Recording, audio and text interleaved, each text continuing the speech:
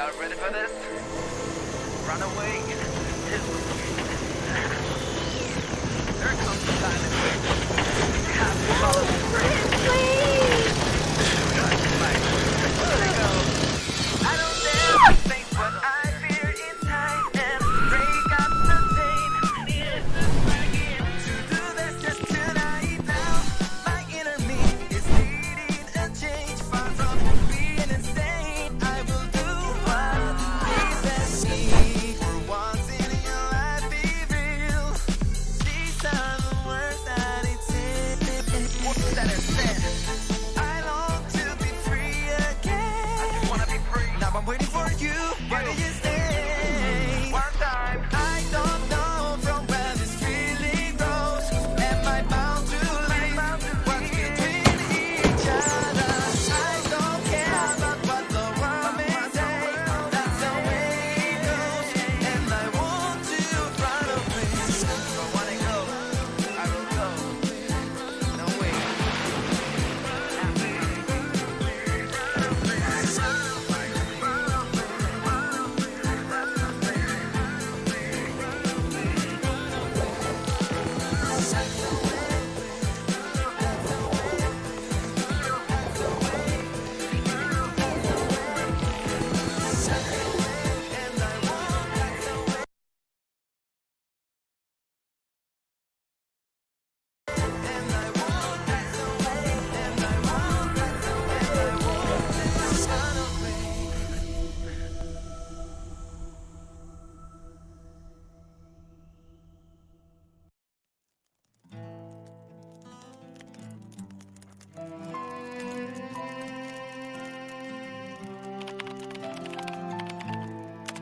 Hey, Sushi.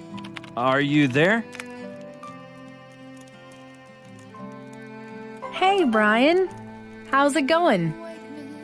You're not gonna believe this, but I'm in a big mess again.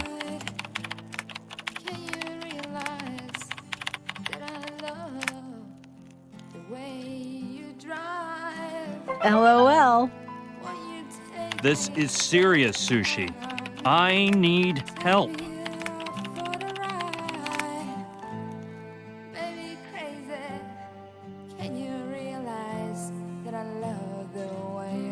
Okay, calm down. You can count on me. What's happening? Well, I guess I should start from the top.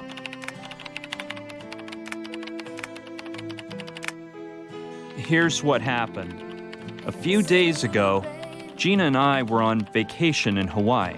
You know, sun, sand, daiquiris, the hula. Anyway, the thing is that Gina wanted to go to Tiki Falls on Mala Island. So, even though I didn't feel like it, we got up early one morning to go on our ill-fated little day trip.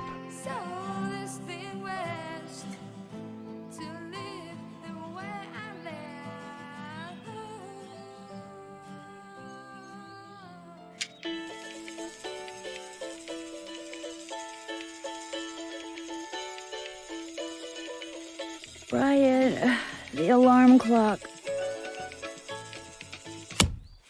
Oh, I'm so tired.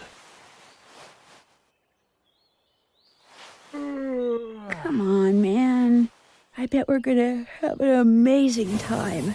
If you say so. Come on.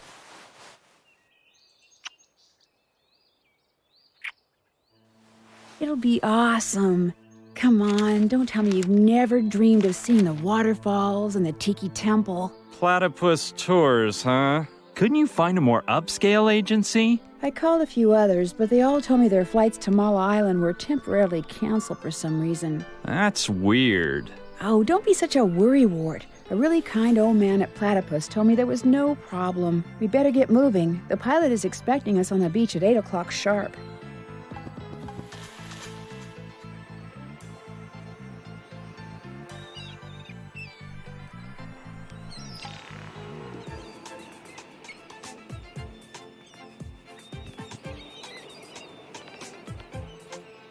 Well, kids, sure is a fine morning, isn't it? Just perfect for flying over Zamala Island. I'm telling you, you're just gonna love them Tiki Falls and Temple. They are, like you kids say, totally awesome.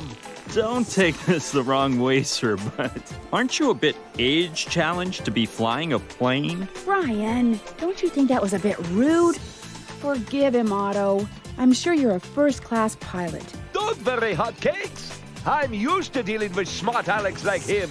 And don't you worry, dude. This old bird's wings are still a-flapping.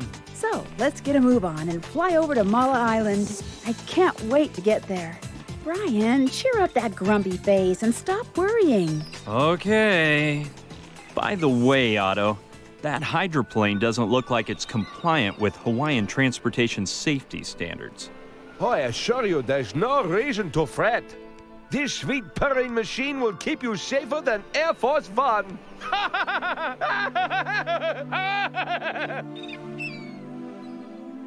Here comes Oh, the breakdown. God. Somehow I knew this wouldn't have a I happy will do ending. what pleases Come on, me. hurry! You have to jump!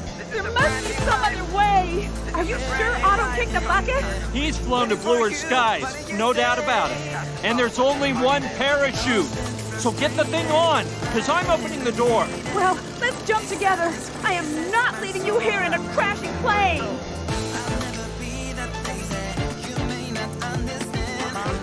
No, Gina, the parachute won't hold us both.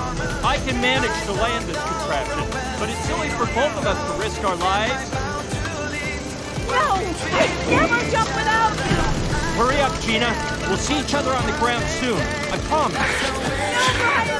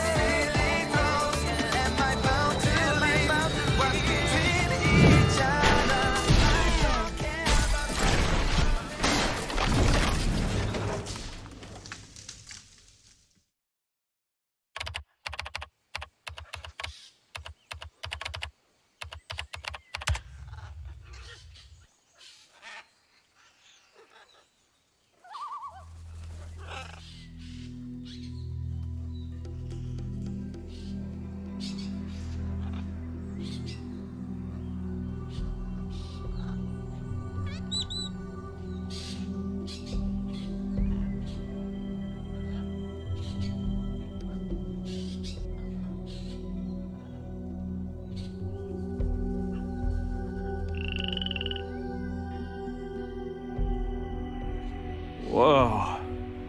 What happened? Where am I? The hydroplane. We were about to crash. Man, I can't believe I saved my skin this time. My poor body aches, but I don't think anything's broken. Just a few scratches.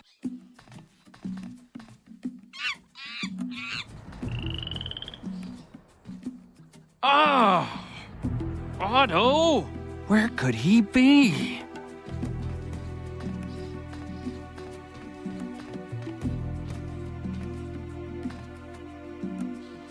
How weird. Otto is gone. I don't know. Maybe he was thrown from the plane when we crashed. Poor little devil. I feel awful for him. But he could have chosen some other time to fly the coop. I really get irked by people who make drastic decisions without consulting anyone else.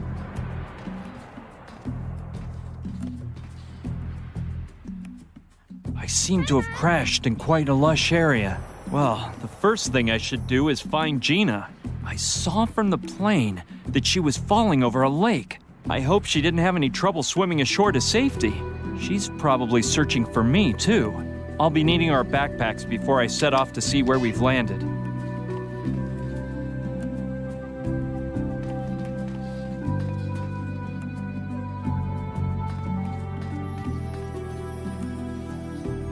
Oh man, they're not here either.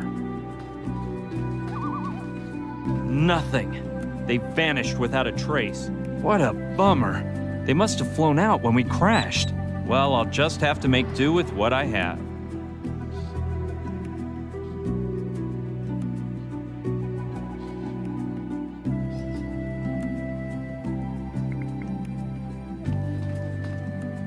This one is filled with toy puppies, and I see the others are too. I'll take one. You never know. Huh. It weighs more than I was expecting. Obviously, there's some sort of mechanism to make it move. Yeah, it requires batteries. And there are some in it. Wow! It's one of those popular Capote puppies. I read it's the most popular urinating toy to come out in decades. Apparently, they're all the rage over in Europe.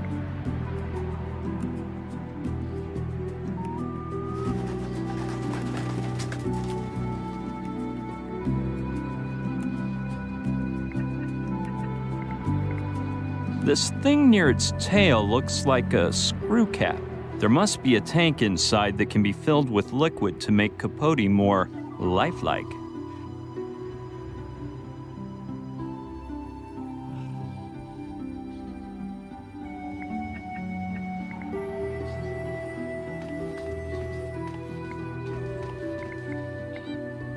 I don't see anything worthwhile. Well, perhaps Gina's hair clip. Gina will be excited to get it back once we're back together.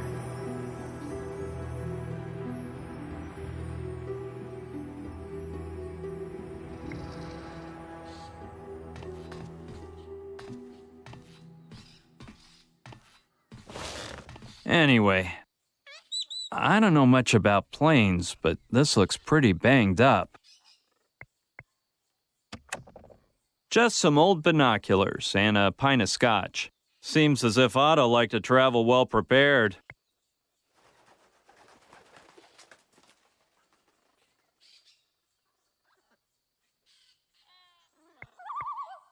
These look truly ancient, and they're not really pocket-sized either.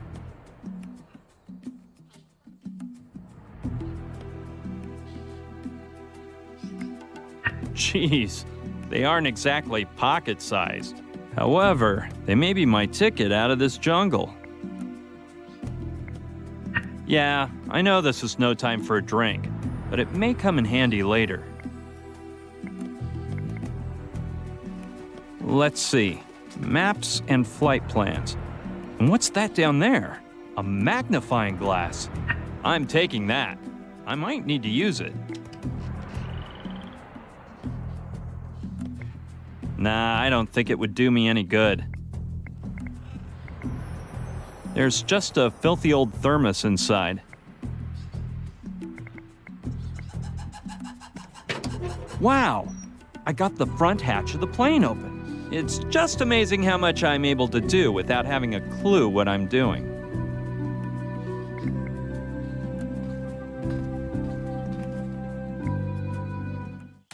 It's hard to be sure, but I must have passed out hours ago.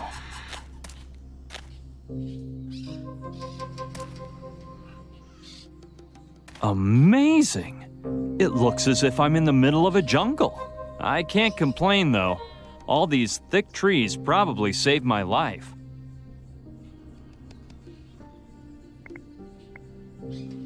That's the hatch I opened from the cabin.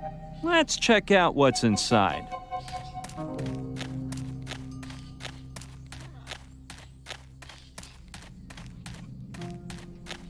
Darn, it closed back up again. A little sooner and it would have decapitated me.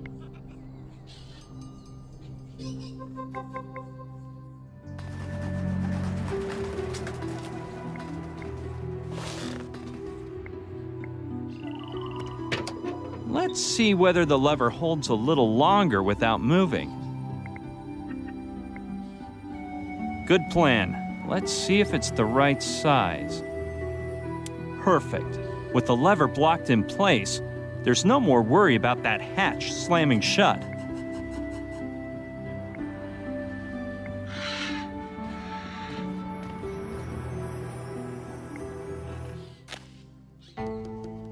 Hey, something fell down over there. It belongs to Otto. Where in the world did it fall from?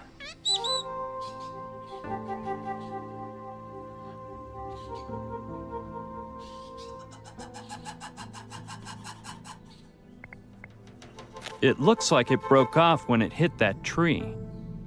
Luckily, the pilot's cabin didn't smash directly into any trees. If it had, I wouldn't be celebrating Arbor Day next year, let me tell you.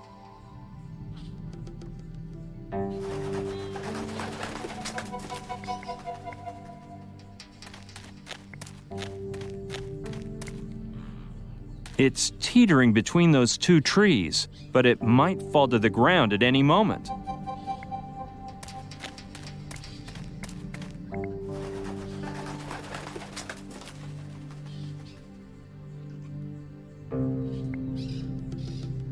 It's filtering in through the tree branches.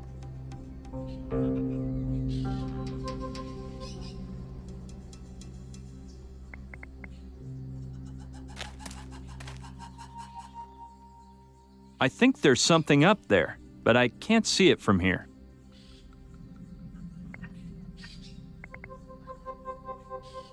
All right, let's see if I can find something up there.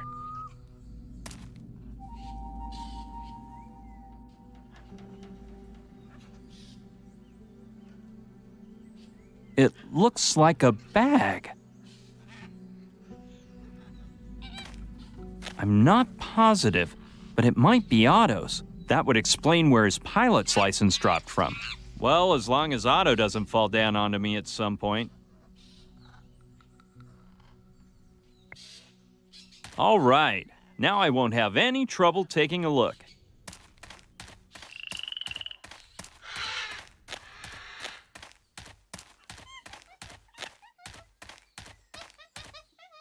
A tank of water is always useful. It weighs quite a bit, but if I get thirsty, I'll be happy to have grabbed it. Plus, it'll help me stay in shape, in case I have to make a run at some point, especially if I drop it. This tool is also quite interesting. Might be a good weapon if I have to fight off any wild beasts. I don't see anything else that's useful for now.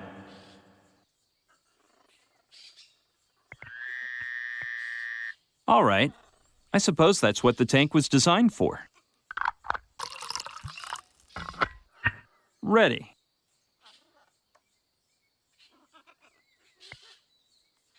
What for? I can already see it from this distance. That's unnecessary. I can see it with the naked eye.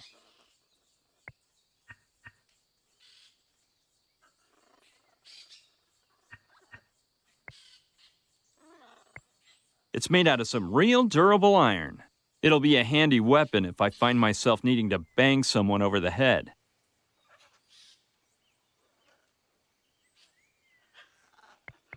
I imagine Otto used this at his age. What for? I can already see it from...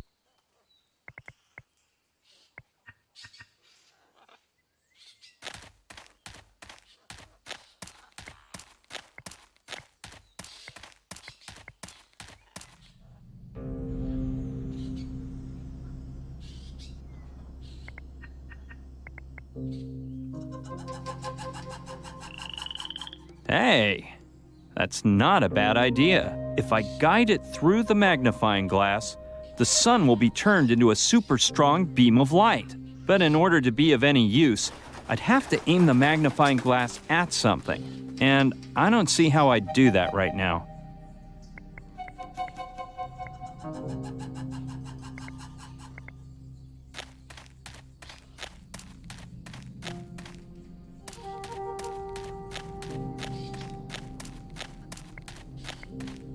I'd rather not get too close, or it might fall onto me.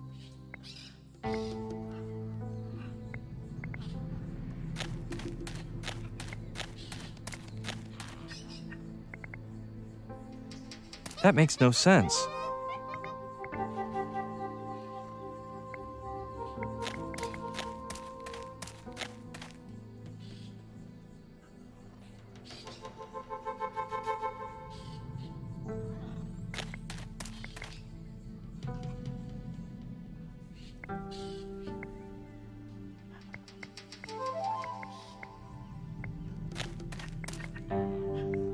Good idea. That way I can use the magnifying glass wherever I need it.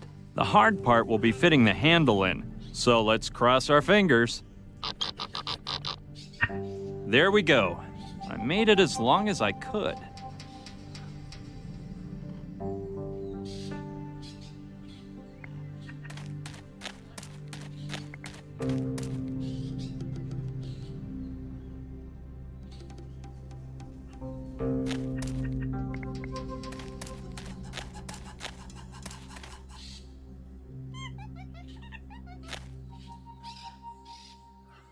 Yeah, now that the handle is much longer, I can probably attach it to something. This looks like the perfect spot.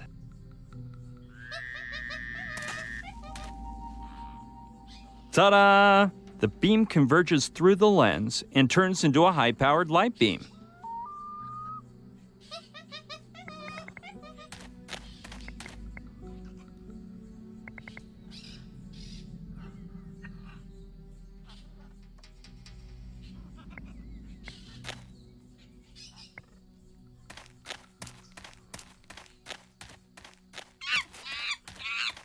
Wow, I'll be a monkey's uncle. I think it's a lemur.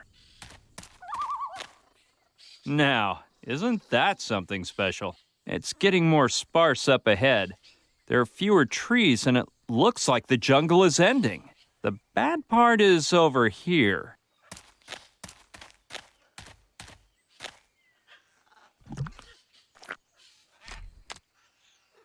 Just what I was afraid of. Quicksand.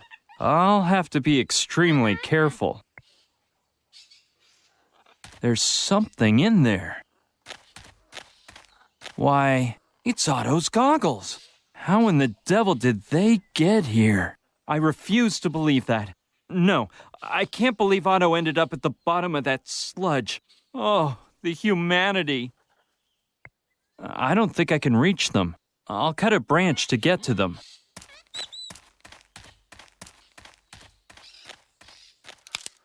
This one should do.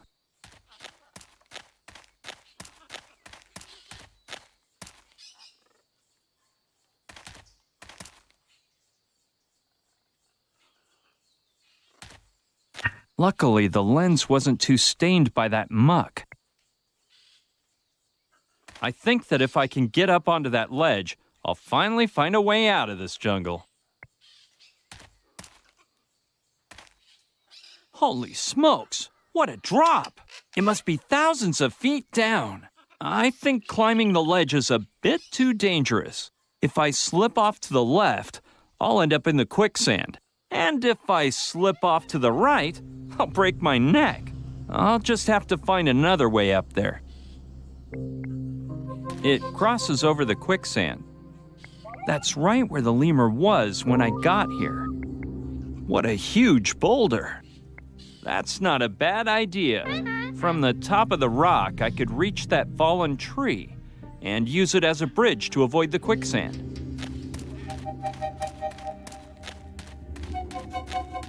Here it goes.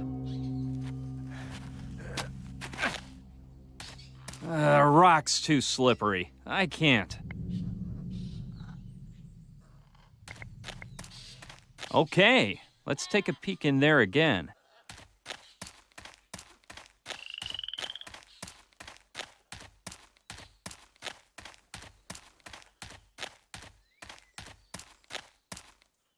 Yeah, that can there may be just what I need.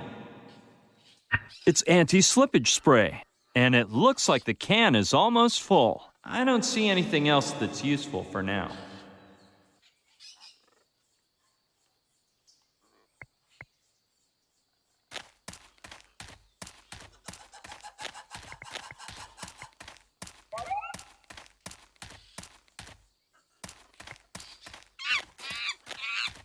Hey, there's that friendly little lemur. I'm not sure why, but every time I come back, that lemur is loitering in the same place.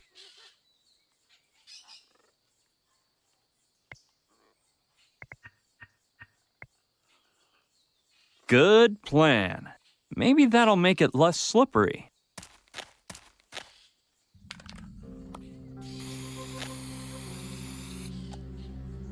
Presto! I think that'll be enough. Okay, let's see if I can make it now.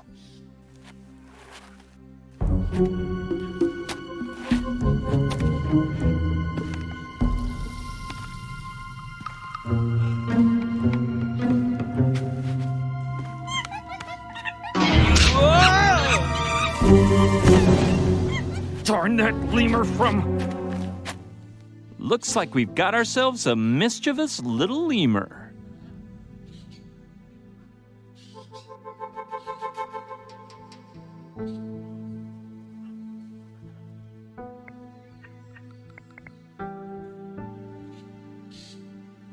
Hey, that does sound like an interesting idea. Maybe that lemur will be distracted by playing with Capote and leave me alone. This is the perfect spot.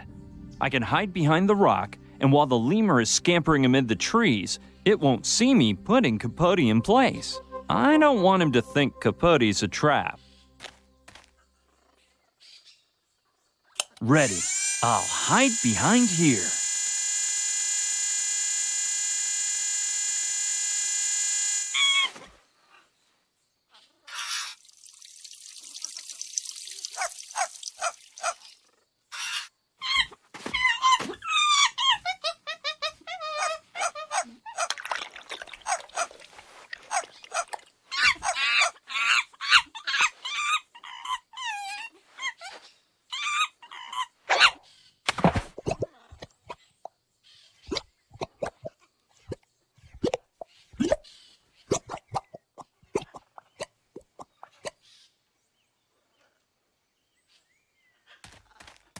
Man, that is one vicious little beast.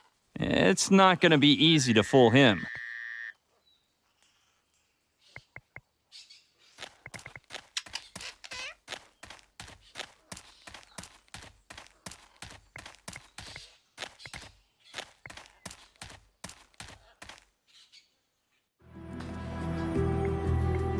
Sure, I'll take one more. Let's hope this one doesn't end up drowning in the mud like the last one. Yeah, that might be a clever idea. Filled to the brim. This dog needs to go out for a walk. ASAP.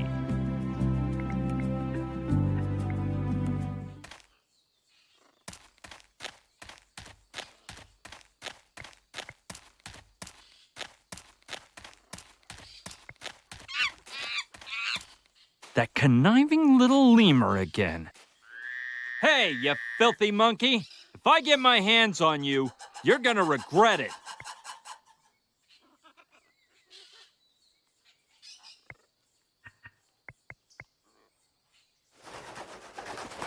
Let's see if that prehensile prankster can drink as much whiskey as water.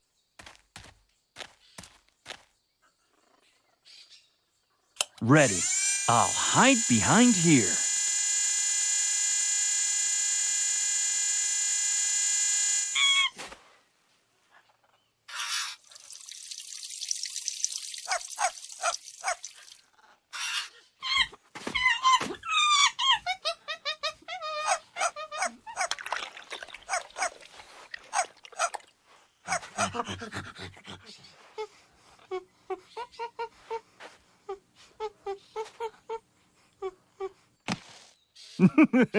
Looks like we can't hold our liquor, can we, my friend?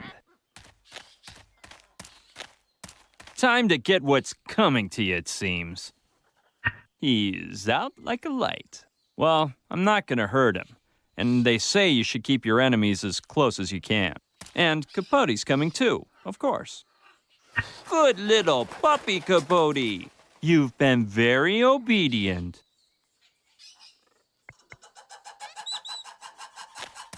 Time to climb. I don't have to worry about that lemur anymore.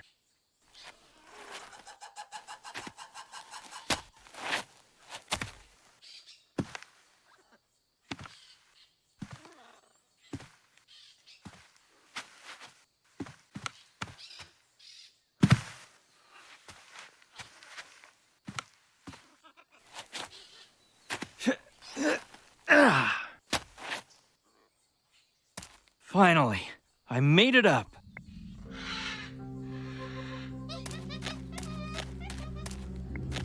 I finally made it out of that jungle, so now I can... Oh, great. The jungle's ended, but not my problems. Look at that hanging bridge. It's scary just looking at that rickety thing.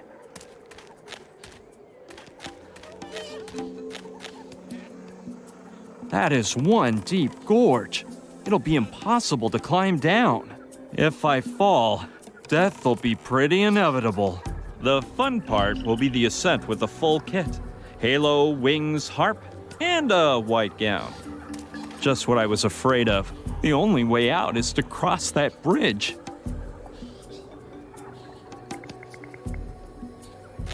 Rickety bridge. Cross at own risk.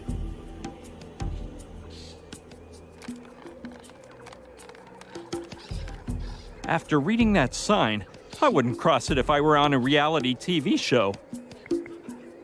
On that side, I can see paths and stairs carved into the rock leading to the bottom. Okay.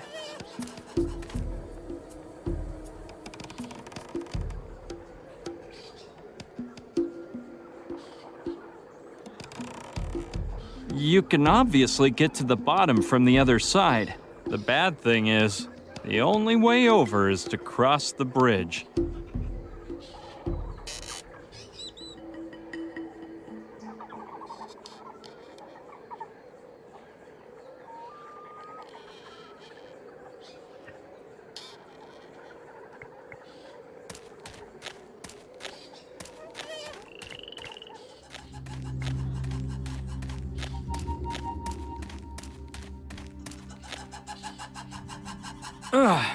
Climbing up here was already a bear, and going down bodes even worse. Call me insane, but I think I'd rather jump down instead of climbing. My horoscope for today must have mentioned leaping, jumping, or falling. Ow! Maybe jumping wasn't such a swift idea.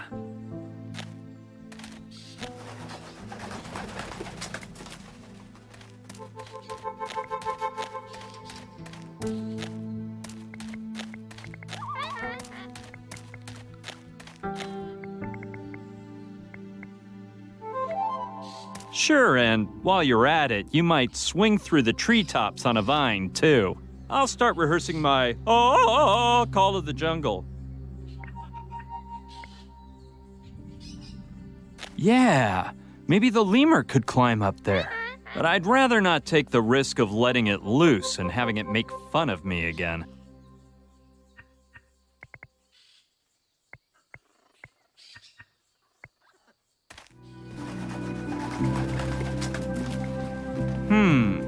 I'm not too big on the idea of carrying a sharp piece of glass around. On the other hand, it may be useful.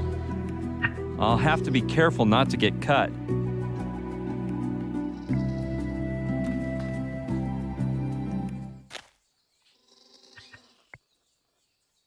Yeah, I get the idea. Let's hop to it. There we go. I made it as long as I could. Yep, I just need to change the shape a bit. Bingo. It's just the way I wanted it. Yeah, I think I did this on a field trip once. Done. I've made the perfect slingshot.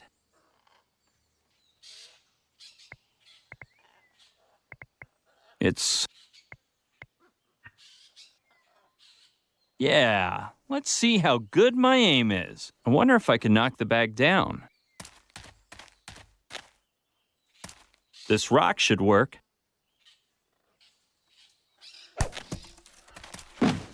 Presto. Yep, no doubt about it. It's Otto's bag.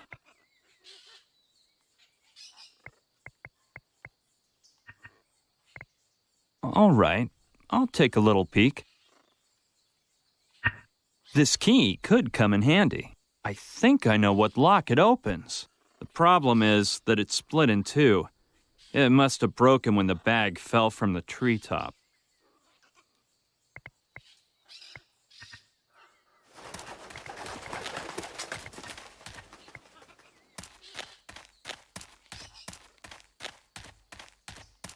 Yeah, if the light beam produces enough heat, maybe I can weld the key together.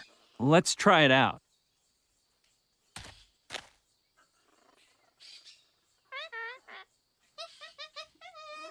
Yes, I deserve the Locksmith Merit Badge. And it seems to be pretty darn sturdy.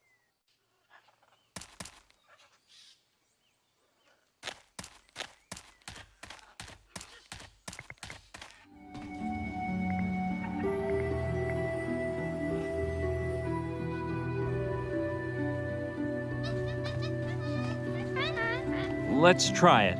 I hope the welding holds. Darn it! The excess metal from when I welded it is keeping the key from going into the keyhole.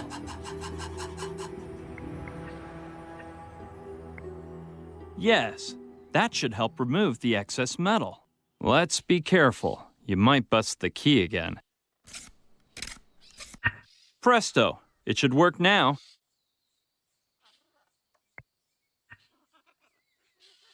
Come on, this has gotta go in the keyhole now. Yes! Finally, that took some effort, but now it's open. I'm not interested in blankets. I don't even think they have a winter around here. And at this rate, I don't think a first aid kit will do me much good. However, yeah, those snowshoes may be just what I'm looking for. They remind me of a Neanderthals, but hey, Neanderthals knew their snow.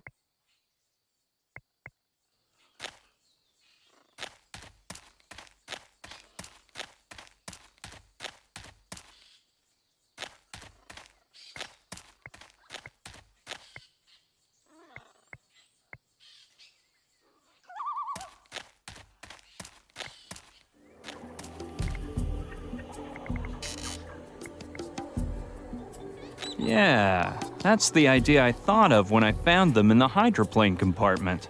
If I put the snowshoes on, my weight would be distributed across several planks of wood.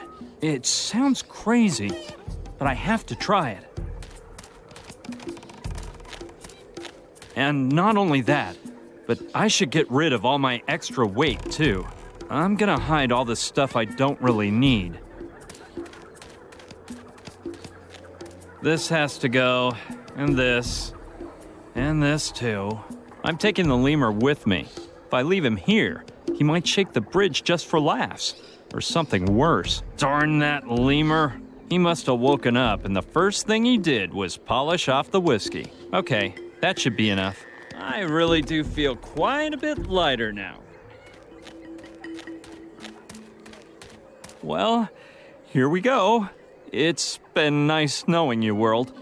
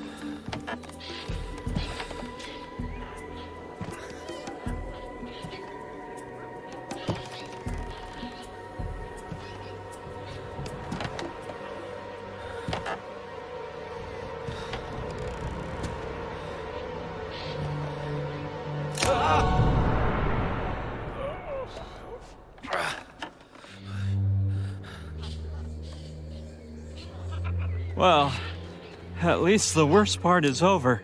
Now I just have to keep on climbing.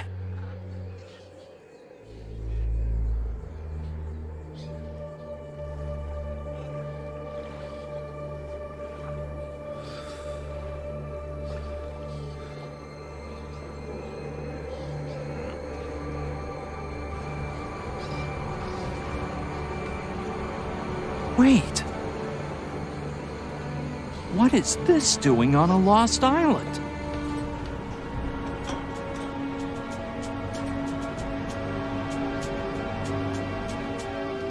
What's going on here?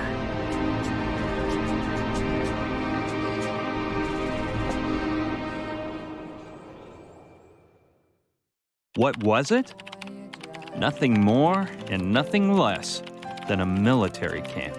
Can you believe it? It's not that weird, Brian. I bet they were just doing maneuvers. You're wrong, Sushi. In the beginning, that's kind of what I thought too. The soldiers had most likely seen Gina falling, so I headed for the camp to see whether they would help me. But it didn't turn out to be as easy as just going down to the lake, meeting up with her, and ending the day trip with a pina colada. Nope. The accident turned out to be nothing compared to what was in store for me. Things were about to get worse. Much worse.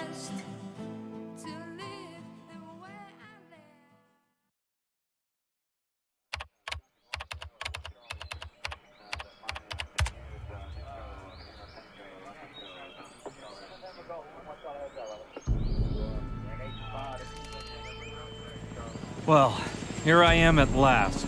I never thought I'd make it. I hoped the hike was worth it, and those soldiers know something about Gina. Freeze! Hands behind your head! But I said hands up, mister! Okay. All right, man, keep it cool. Listen, pal, it's nothing personal, but you can never be too careful. This is not necessary. I'm unarmed. I just wanted to ask if you guys saw a girl fall into the lake this morning. How would I know? All girl stuff is part of the Colonel's privileges. Yo, get over here!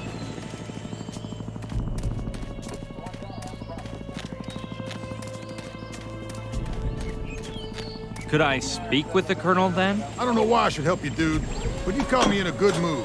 Wait here, and I'll go ask him. Don't take your eyes off him, Felton. Leslie, a civilian wants to talk to the Colonel. All right. Felton, accompany the civilian into the Colonel's tent, as you ordered. Leslie, this is the guy who wants to have a word with the Colonel. One moment, my Colonel. Thank you, Felton. You, come here, please. You stupid old Theodore. Mr. And I'm too cute. Uh-huh. Huge trunks. I've taken note, my Colonel. You stupid old Theodore. Your name? Brian Basco. Well, Mr. Basco, wait here. Mr. What's-his-face wishes to speak with you, my Colonel. Who?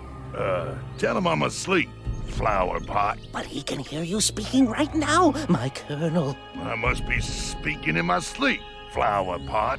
No, Daddy, you're more of the snoring type. Flower pot, that memory of yours is worse than a senile old general's. Get it through that thick skull of yours that there are no mommies or daddies in the army. Get over here a minute. I need to explain something. And pull those shirt tails right out of your pants. You look like a mama's boy. Look here, Lester. Why do you think I call you Flower Pot? To belittle you? No. It's such an outlandish surname that nobody will suspect it's fake. If the troops knew I sired a dim-witted boob like you, they'd lose their confidence in me, and I'd be shafted.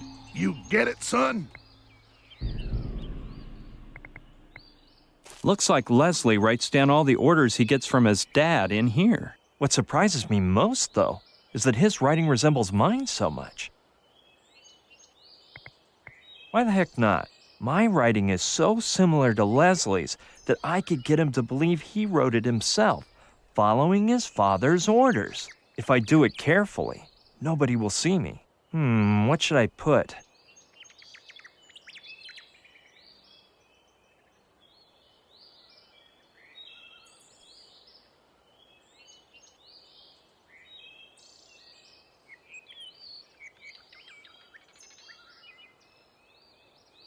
I can't think of anything to write.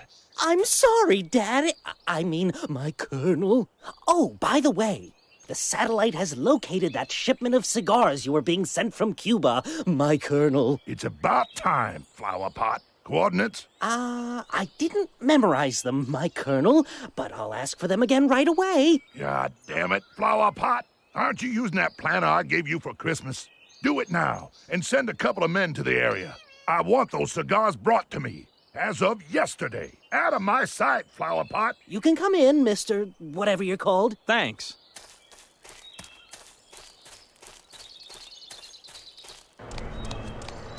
Well then, Good morning. My name is... is that what you came to tell me, civilian? Or did you have something interesting to say? Well, I'd like to ask you about... Negative. I'm the one asking questions here. Yeah, but I was just wondering whether... What do you think this is? A Q&A in the Pentagon press room? I'm warning you. Nobody interrogates me. It's really just a quick... Look here, civvy boy. Are you dumb or am I explaining this all wrong? If you ask me one more question, you're gonna spend the next 15 days in my refrigerator. Got that? In the refrigerator? Well, if you give me a baseball to toss around... Okay then. Now, answer this. What in Sam Hill are you doing on my island?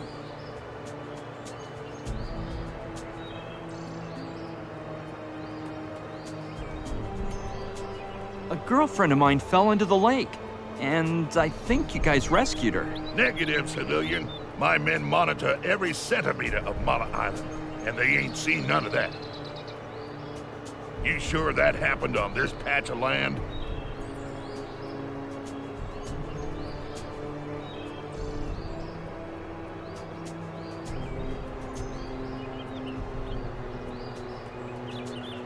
In fact, I think she's being held here against her will. You don't say. There may be another possibility. She might be hiding from you.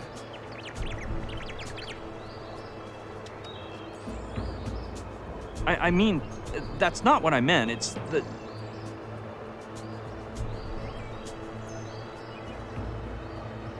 I had no idea this island belonged to you. It must have cost you a small fortune. I say it's mine because I'm in charge here. Didn't anyone tell you martial law has been imposed on Mala Island? Why are we under martial law? Because that way I'm not obliged to answer questions from imbecile civilians like yourself. And even less so when they're about unauthorized topics. No way. I didn't know we were at war. Well, we aren't, unfortunately. You know how much I miss the old days back in Nam. You must be the only person alive who misses a lost war. I should have kicked the bucket in that war, you know. They riddled me with bullets, so I knelt down and raised my arms for a more photogenic demise. And then some bird brain came along, threw me on his back, and saved me. So here I am, on a two-bit island with no way to die heroically.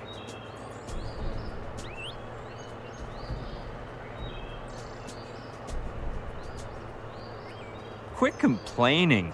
You're on a paradise island now. Don't overestimate the fun here. There ain't no enemy battalions at the beach, shrapnel with breakfast, or flocks of vultures hovering over the trenches. Now that would be paradise.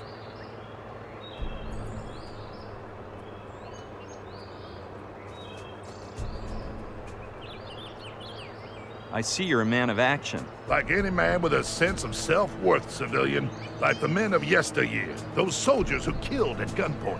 They didn't depend on them bureaucrats and their nuclear arms. But the old days are making a comeback. You'll see, soon.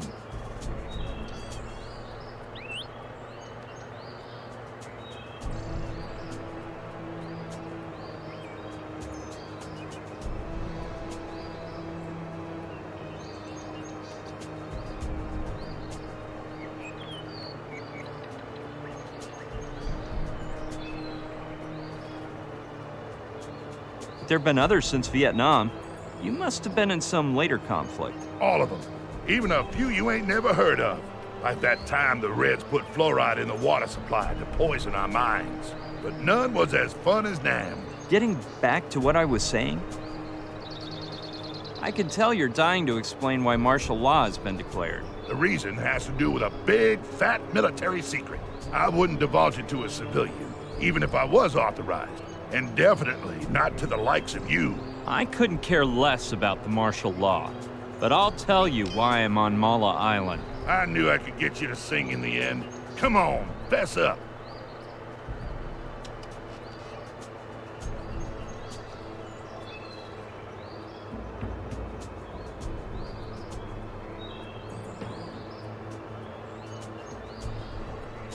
Actually, I didn't even want to come here. It was this girlfriend of mine. Well, well. It turns out the smart Alex civilian is just a boy in love. Son, if you were a soldier, no woman would be playing around with you. Why don't you enlist?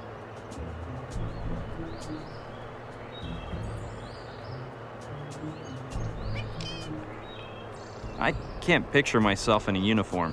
Green doesn't go with my skin tone, and helmets give me a headache. So this is what goddamn civil society has made us sink to? You keep in mind, boy, that I only tolerate 3 kinds of civilians. Women, kids, and the cripple. The rest of y'all should be under military command, killing for your homeland and dying in combat. But those dang politicians and scientists back in D.C. are all fooled with their welfare state, human rights, and atomic weaponry systems. They're trying to do away with the real army and values that make men men.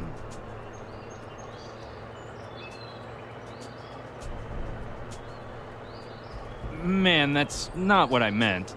I must have wigged out. Oh, yeah? What do you mean, then? I'm not obliged to answer that question. I'll only respond in the presence of my attorney. So that's your game, huh?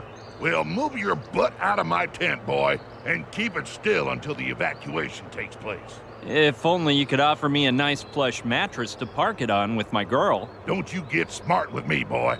In a few hours, you and all the other civilians left on Mala will be shipped out. The boat's on its way. It's a matter of hours. Flower pot? Colonel, sir! Escort the civilian to the door. And if he makes any funny moves, kill him. That guy rubs me the wrong way. I don't want him turning into a relentless pest. Tarantula. I don't know why, but I get a sneaky feeling that the colonel is hiding something. What's more, when I came out, I saw a girl being escorted by a soldier toward Kortsmeyer's tent. For a moment there, I thought it was Gina, and I almost bumped into her. She was blonde and wearing a very tight red leather outfit, but what in the world could that insane colonel be up to? It's clearer and clearer to me that Gina's being held somewhere inside the camp, but they're watching every step I take, so it's impossible to get a good look around. I'll have to find some other way to get in, no matter how hard I have to try. But it won't do me any good to rescue Gina if we have no way out afterward. With all travel by sea and air cut off, those military types would find us in no time. It's obvious. I'll have to cook up a plan to sneak into the camp and find a way to escape from the island. However, with the little help I have, that's gonna be one tall order. My only support is a plastered primate, who I'm gradually becoming fond of, I must say. And now that he woke up, his little eyes look so sad. They remind me of a little basset hound puppy I once had in New York. I'll name the little lemur after him. Little Demon.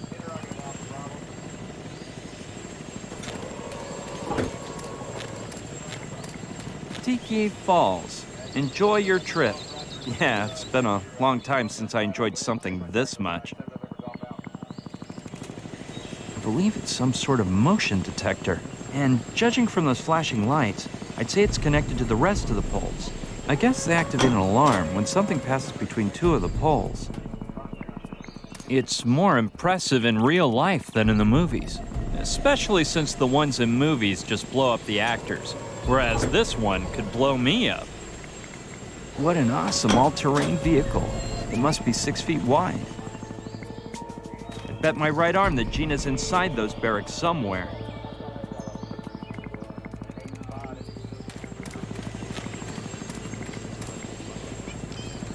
I wish the guy with the machine gun wasn't aiming at me. I've never liked being the center of attention.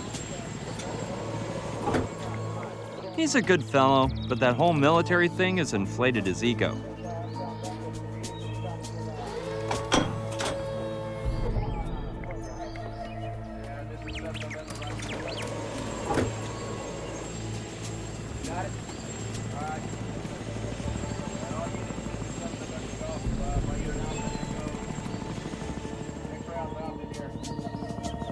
I didn't have any breakfast. Mind if I go to the mess hall for a sandwich? Only the Colonel can give you authorization to see the camp, buddy. Shoot. Pipe down, buddy. I'm not gonna budge.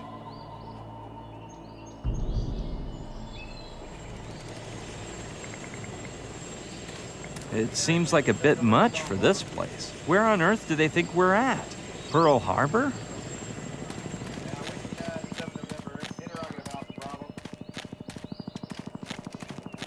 Looks like it leads to a crossroad. I'll go see what I find. I can't take one more step. I feel like someone poured a pot of boiling soup into my shoes and I'm cooking noodles between my toes. But it was worth it. Finally, some contact with civilization. There's another soldier with a car. I hope this one doesn't give me any flack. Let's see what the area has to offer.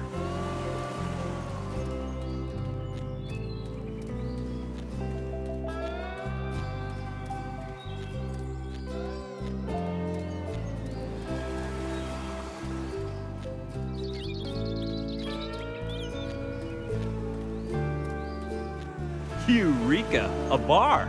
With a waitress and everything. Today's your lucky day. Let's go chatter up.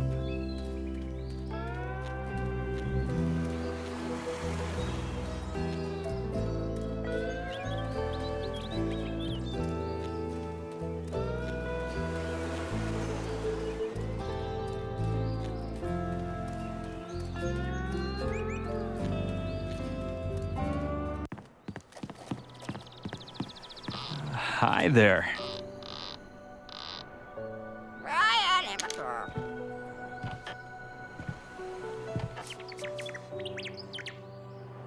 Aloha!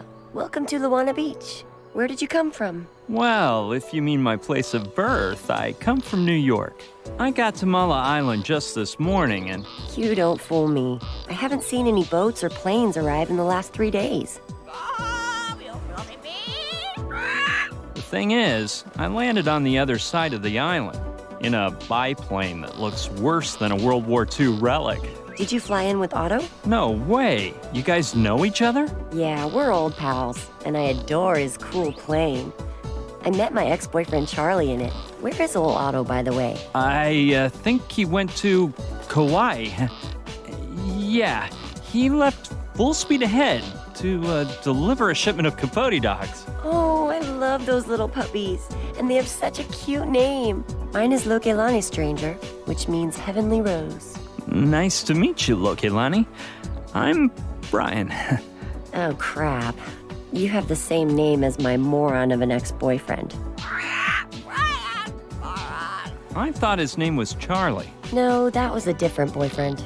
Brian was this loser I'd prefer to forget about. So I'll just have to pick a different name for you. Do you like Kaimi? It means he who searches in Hawaiian. I like the way it sounds. And if you knew me better, you'd realize it suits me to a T. Oh yeah, and that fluffy love ball of a cockatoo is Aolani, my best friend, and the only male I can trust. Charmed, Aolani. Lokelani, I wanted to ask you for something. Oh, sorry. I must be the worst waitress in the Pacific. What can I do for you, Kaimi? No, I didn't mean that. I just wanted to chat with you. I don't know whether to believe you. Whenever my ex said some girl had just chatted with him, I knew to expect the worst. Brian did that? Oh no, that was Mikhail, a 7-foot-tall Russian. So, surprise me. What should we chat about? I haven't seen many people around here. Yeah, the island's population has been reduced to just a few friends of mine.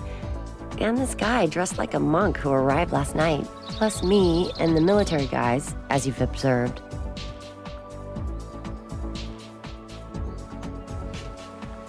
Tell me about that guy who looks like a monk. He must have gotten here last night after I closed up. He hasn't budged all morning and didn't even notice when I went to say hi. Maybe he's deaf, like my ex. Mikhail? No, Renee. He was a better man than most. He was deaf as a doorknob, but he could listen so much better than the average male.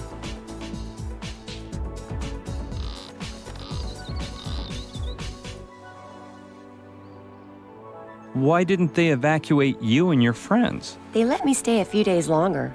Colonel's orders. I don't know why, though. And my two friends stayed because Knife took Kai for a ride in his motorboat, so the military guys didn't find them till they got back.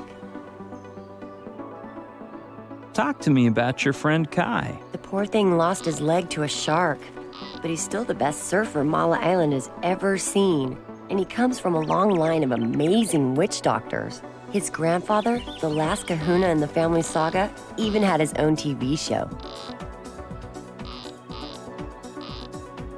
Tell me about Knife. He goes for the heart-stopping excitement, but he's fickle. Every once in a while, he gets obsessed with a new hobby. Right now, it's surfing, and that's all he thinks about.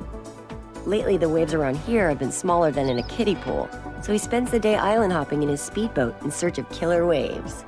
Oh, and then there's Koala, his son, but you'd better just meet him for yourself. Where can I find your friends? They live together at Alawala Cove. If you want to meet them, just follow the highway toward the northeast, and you'll come across their hut. I recommend it as a day trip. It's a lovely spot. Some people think Tiki Temple ruins are prettier, but since they're in the militarized zone, visits are out of the question. Do you get along with the military guys here on the island? That first night, they all came here to get sloshed. But then I think the colonel forbid them to return. Now he comes alone. When did they get here? About 3 days ago. They evacuated everyone, declared a state of emergency, and set up camp at the Tiki Temple ruins. Rumor has it there was some deadly virus running rampant, but I think the soldiers are being paid off by real estate speculators. They'll end up developing the island into a huge golf course for bored old moneybags, like my ex. Are you talking about Charlie? No, I meant Renako, an African millionaire who had petroleum coming out of his diamond-studded ears. Do you know the man in charge of the troops? The colonel? Yeah, he looks a lot like my ex, but with half the looks and twice the wrinkles. And he doesn't have that hot criminal look, of course. Your ex-boyfriend, Brian? No, Milo, a kid from Central Europe or somewhere around there. I didn't know you liked older men. It's not that I have anything for them. The only difference is on the surface, really. Inside, all men are equally childish, no matter what their age. But don't worry, most of us women like children. After talking with him, it sounds like you got him sailing the Love Boat.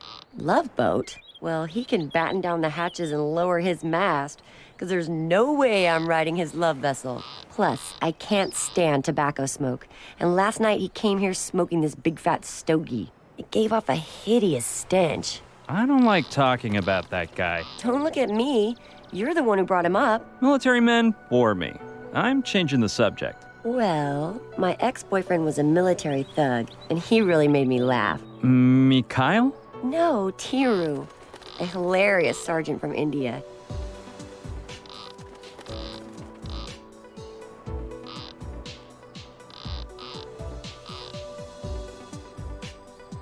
I suppose you didn't hear any of those soldiers mention a girlfriend of mine who fell into the lake. Well, well, a girl. And here I was thinking you didn't have a girlfriend. No, she isn't my girlfriend. You sure? Look straight into my eyes and tell me she's not your girlfriend. Into my eyes, Kaimi. A little bit higher. Higher. There.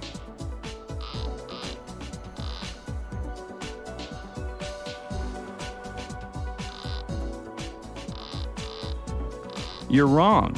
My friend is really a soccer ball, necessary on any worthwhile desert island. Men. The only time they don't think about balls is when they're playing with them. Hey, look! It's a cockatoo impaled on a stake. Talk about getting off topic. Let's talk about something else. All right, if that's the best you can come up with.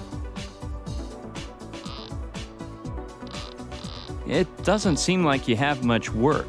Well, before the military got here, my boss didn't give me a moment of tropical island peace. Wait on the bar, go down to the storeroom, clean up the photo stand, shoo those lemurs off the bucking bronco, put on a skippier outfit. Sounds like you have a great boss. Huh. If only you knew. Once I thought it might be nice to set out some trays of fresh coconut, and he said, "I don't pay you to think." If I get so bold as to give a free drink to a customer, he threatens to fire me, because he's the biggest skinflint in the Pacific. And on top of that, when the soldiers came, he ran off like a sissy, but told me that if I closed up shop, he'd fire me. What was it you said about a bunch of lemurs? I know it sounds weird, but a few years ago, a Japanese boat full of giant lemurs sunk nearby. It was headed for New York. Anyway, the lemurs swam to shore and took over the beach. You can't imagine what lushes they were. If I turned my back for a second, they'd rip off all the booze. They were bombed day and night, destroying everything they got their little prehensile paws on, until we managed to run them into the jungle on the other side of the island. Well, I suppose this bar isn't exactly the workplace of your dreams, is it? Don't be so sure. I've had worse jobs. I even worked in Hollywood as a makeup artist. It sounds all glamorous at first, but when you have to turn 3,000 midgets into extraterrestrials, all the glitz and bling bling starts to fade.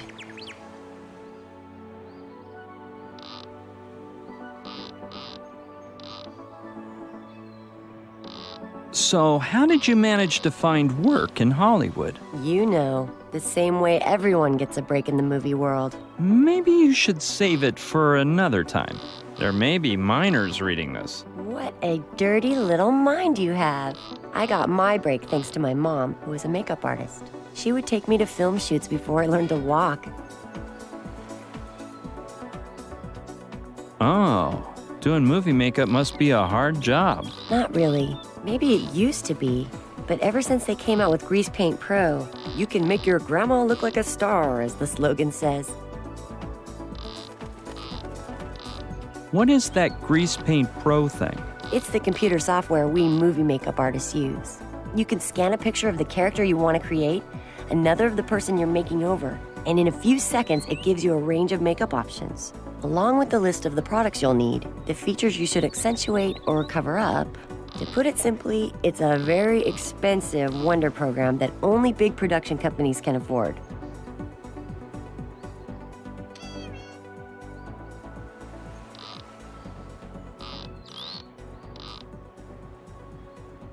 But with Grease Paint Pro alone, it's not enough, is it?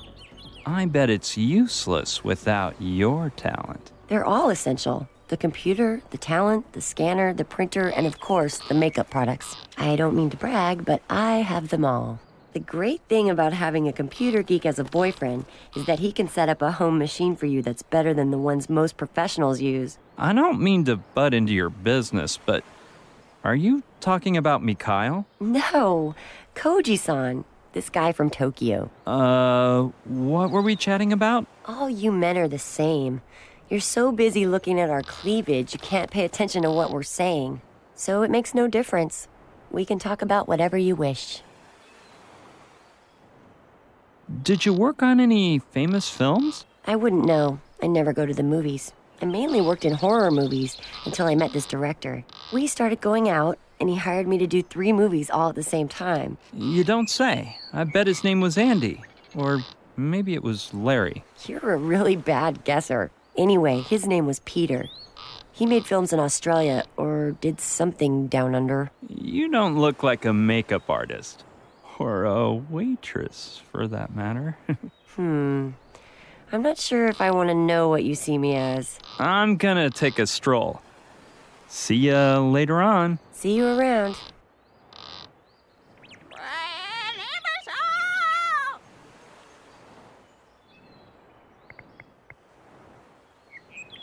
It's full of sand, ash, cigarette butts, and that looks like a cigar holder. I bet I can find some use for that. If I remember right, that's the brand Kordsmeyer smokes.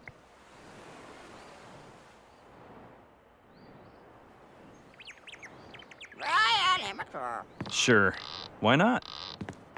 Look, Ilani, could I borrow your chalkboard? Go ahead. Nobody's ordering any cocktails around here anymore. It comes with chalk, too.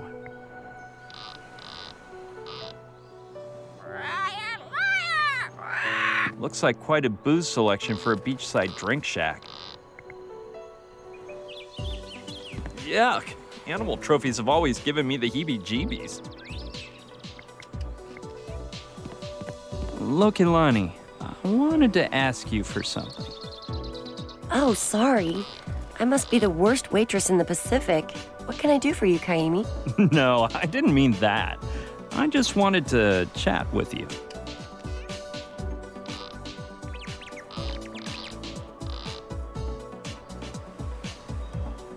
I'm gonna take a stroll. See ya later on. See you around.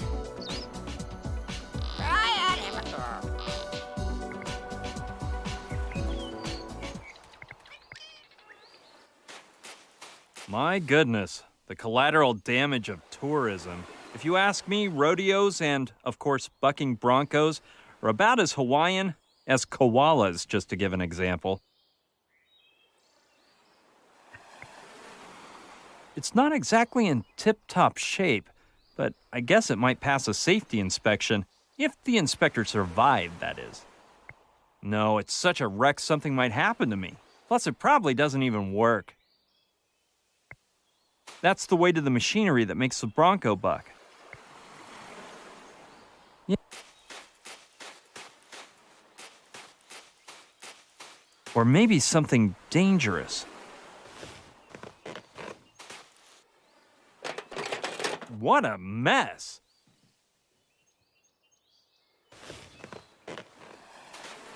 The only danger inside there is getting tetanus with all that rusty metal.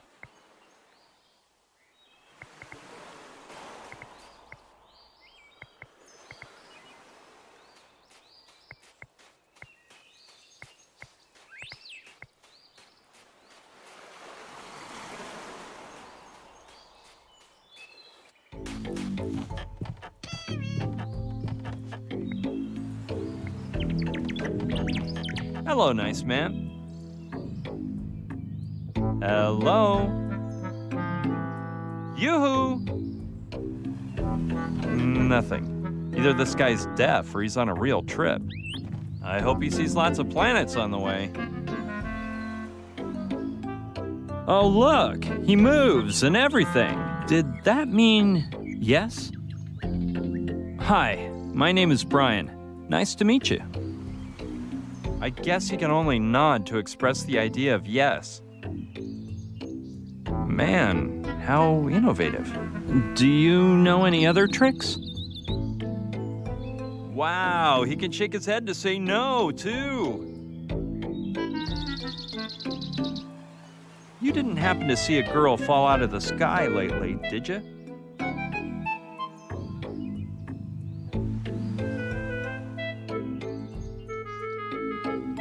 Maybe you saw her fall and thought it was a miracle.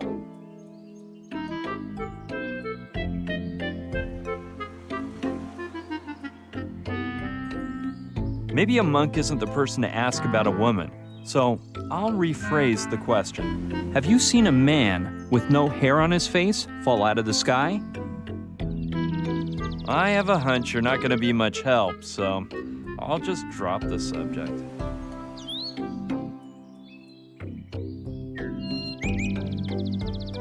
You're a whiz at saying yes or no, but I don't know if you really understand me or if you just have a nervous tick.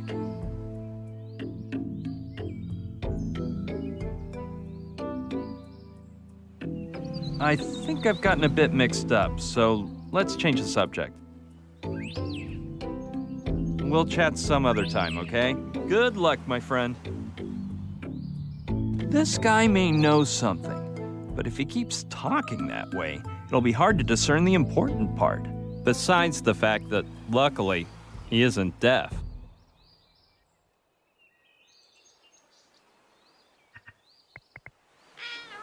Okie doke. Let's see if he knows how to write. Hey, guy, I found a chalkboard for you. If I give it to you, You can write on it, and you won't be stuck just saying yes and no.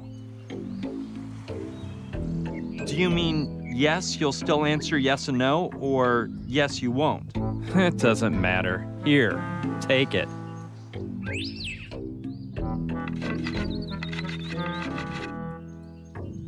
Thank you. You're welcome, ma'am. You see, I wanted to ask you a few questions.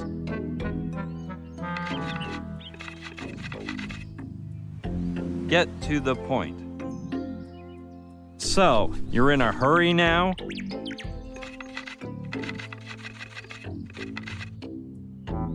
No. Running out of chalk.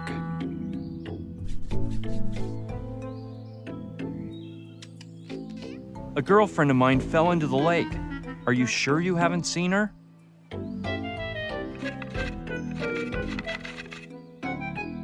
Very sure.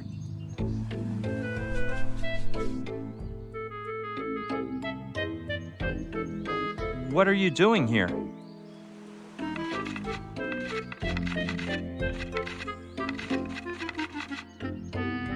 I have a mission to accomplish.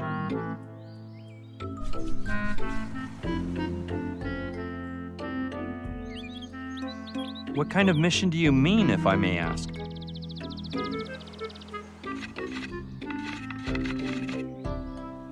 You may not.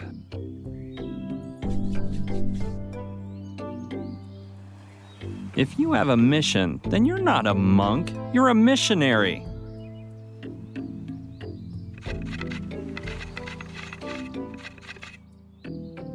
And you are a twit. Maybe it'd be better to change the subject.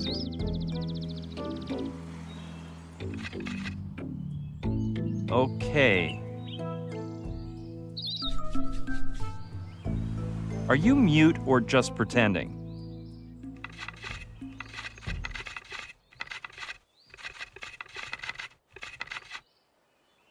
Long time since I used Earthling speech organs.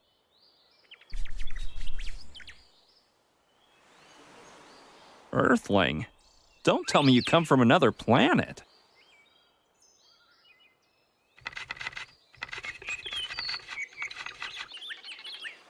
Chalk almost gone. So soon? Well, it did last quite a while.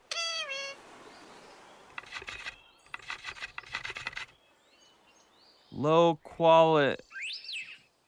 Shoot, it ran out just when this was starting to get interesting.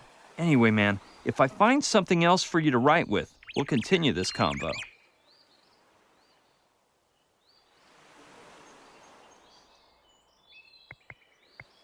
It looks like it's made of steel.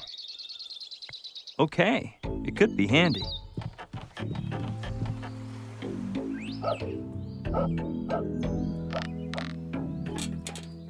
Huh, it looks like the other end of the cable is hooked onto something down there.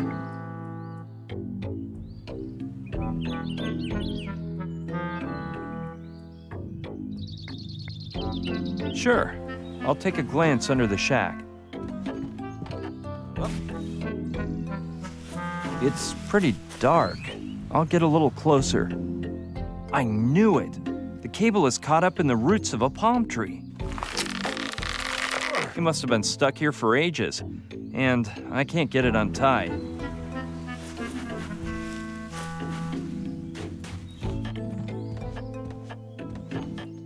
I don't know what this darn cable is for, but it's sure stuck tight.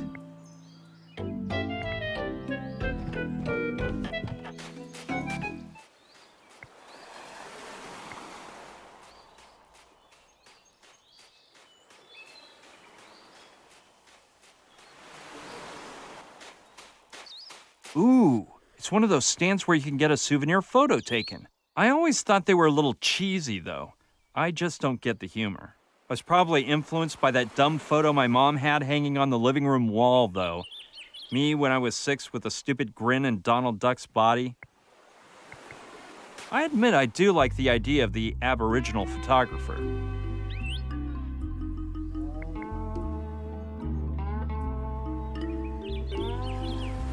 It's all worn out from exposure to the water and salt. That tacky thing is such a tourist trap.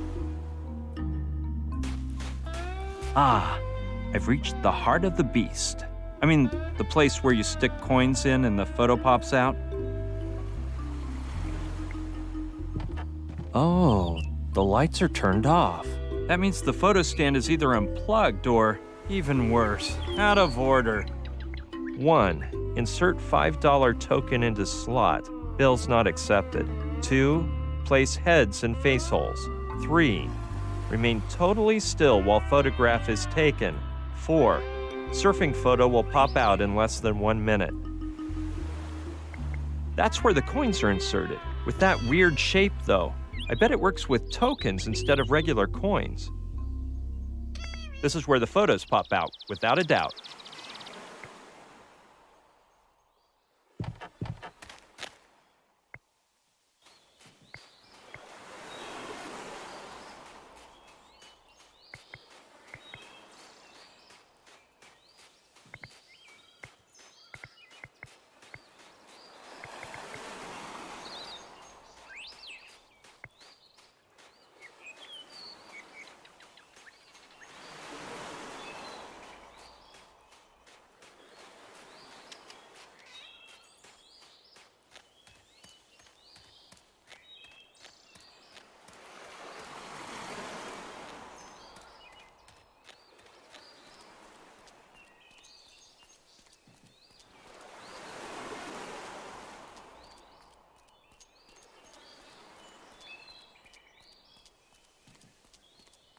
I couldn't get in. The door is locked with several chains and padlocks.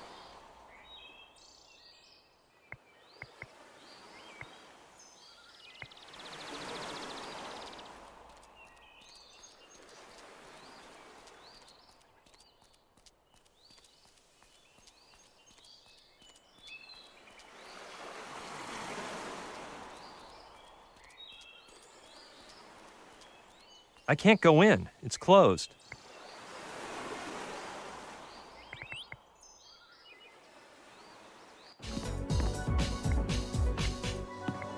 Hey, Lokelani.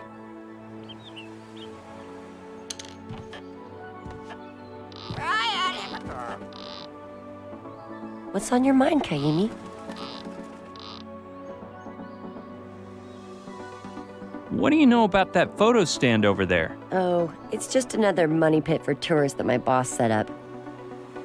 And why isn't it working? No, it actually works fine. It's probably just not plugged in. Where can I get my hands on some photo stand tokens? Do you sell them? No, they normally sell them in the souvenir shop, but since it's closed, if you had a tow truck, you could lift the photo stand platform. Because lots of tourists drop coins in the cracks between them, and there they stay until my money-grubbing boss does a full sweep to gather them up. You know, I've never ridden a bucking bronco before. Well, unfortunately, you won't be riding this one either. It's been broken for a long time. I think the last guy to ride it was my ex. That was Brian, for sure. No, that was Georgios. He would saddle up and scream, "Hit it, Loki, this one's for you, baby." I would activate the button underneath the bar, and he'd buck back and forth until his perfect little behind was sore. Then I'd turn it off. When did that bucking bronco stop working? Let me calculate. Since Georgios returned to Greece, let's see. Georgios was the one before Atahualpa. Atahualpa came before Vincenzo. Vincenzo was right before Nanook. And a bit later there was Joao. Then Victor. Then Abbas. Wool. Lars. Sean. Yeah, so I guess it was about 12 or 13 X's ago. Your ex was such a lummox that he busted the bucking bronco? No, but he came from an island where people jump onto bulls. He would hop on and start doing handstands and backflips. He said it was all a matter of balance and foresight, but it didn't seem that simple.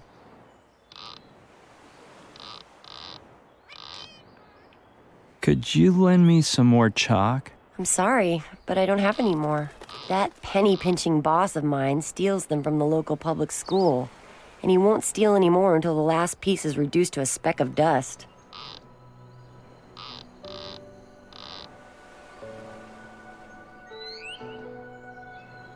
I'm gonna take a stroll. See ya later on. See you around.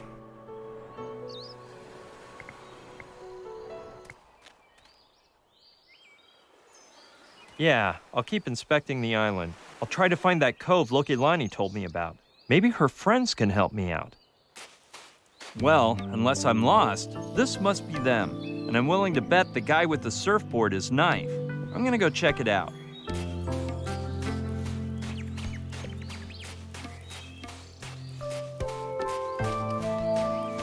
Hey, you're Knife, right? Sure am, mate.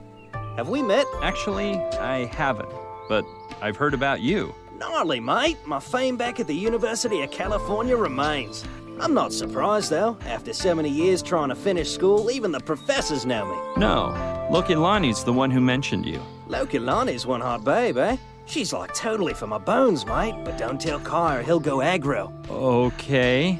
Hey, I haven't introduced myself. My name is... I heard that, bro. You just told Brian that Lokilani thinks you're the kind. And no one's gonna swallow that, bro. He is like totally full of himself sometimes. He thinks the fact that some shark chowed down on his paw is enough to impress a Betty like, wait, what did Lokilani say about me? Not much.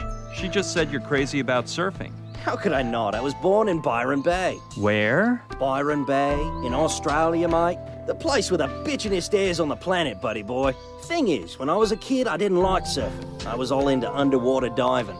California's where I got all hyped on surfing, but crikey, over there in Cali, it's majorly packed. You know you gotta reserve a wave at least 2 days in advance? No, I didn't.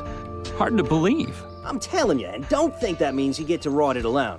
Nuh-uh, they rent it out to so many mates at once you feel like you're surfing in a public toilet. So, of course you decided to come here for the peace and quiet. For Kai, too. When I was a freshman in surf and sciences, I saw him do a demo in a video. And it was so gnarly that I dropped out of college to become a student. Kai rules, mate. People say he's a bum just because he spends 16 hours a day resting. But all the masters have to meditate. I guess that video was recorded before he lost his leg, right? Negative, mate. The most awesome thing is that his mastery's greater with that iron leg than most people with... Hey, you're not trying to get him to give you classes, are you? Don't worry. Surfing's not my thing. You're not into surfing? Whoa, what's up with that? I knew there were some freaks out there, but... So, what brings you to Mala, then? Before, you said you studied surfing at the university. Full on, mate. Since people spent all day on the beach and the classrooms were empty, the uni decided to dream up some more interesting majors and the students were majorly stoked. It was mythical, mate. I, for instance, signed up for 14 different majors. From skating sciences to applied Tai Chi, plus adventure sports theory and practicum and California punk aesthetics. I didn't go to class much, but it was cool to say your major was one of those rad subjects. Lokilani told me you have a motorboat. Lokilani's a sweet babe, ain't she? So what about the motorboat? I think you used the motorboat to look for waves on the nearby islands. No, that was before. The guys in green told me they'll whip out their guns and shoot me if I use it. They must hate surfing so much that one of them says he wants to fly over the beach in a helicopter while I'm surfing and use me for target practice. People are just totally wacko. Could I borrow your motorboat? My regrets, mate. If those army thugs catch you, they'll rough you up and leave me boatless. Then forget looking for waves, cars, classes, and everything surfing means. Plus, just this morning I tuned it up, and I don't want you screwing it up.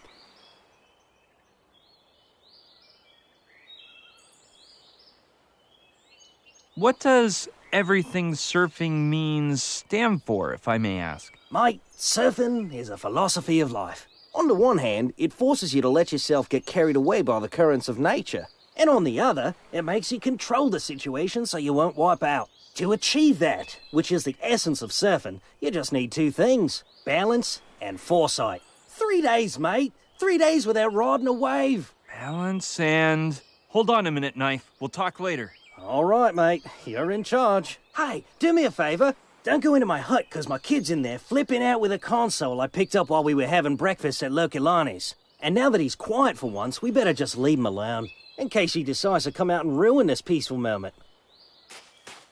Balance and foresight. Those are the exact words Lokelani used when she mentioned the bucking bronco.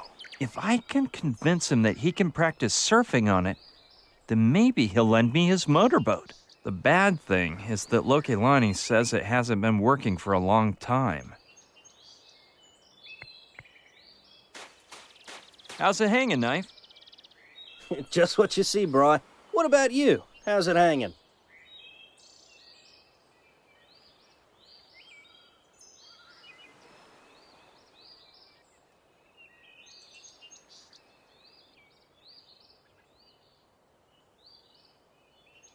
If I told you that I know how you could start surfing right now, would you lend me your motorboat? Mate, you are more mythical than the Red Hot Chili Peppers.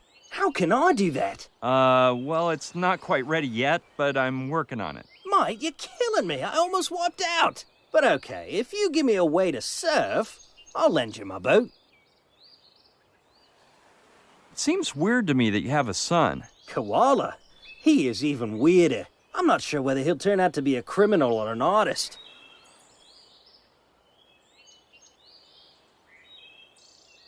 Did you say your kid's name is Koala? No, mate. Actually, his name is... It's... Mike. Well, eventually I'll remember. I call him Koala because of this cartoon movie he's watched like 10 bazillion times. One of the characters is this blue alien, but the kid kept yapping, "Look at the koala!" Since he saw one when he went to visit his grandparents that summer, it was koala this and koala that. So now, he's stuck with Koala. Why do you think he'll be a criminal when he grows up? 'Cause he's killing me, mate. Me and everyone else, 'cause he can't sit still for a second. He doesn't actually speak, but his actions speak loud enough. This morning, while we were having breakfast at Lokelani's, he started raging on his military mate, who almost whacked him to the other side of the island. And he's one fast little bugger, too. If you turn the other way for a second, he'll totally whip your butt. By the way, that Lokelani's a hot babe, eh? What makes you think he'll be an artist? Didn't you see the sand turtle the little tyke built?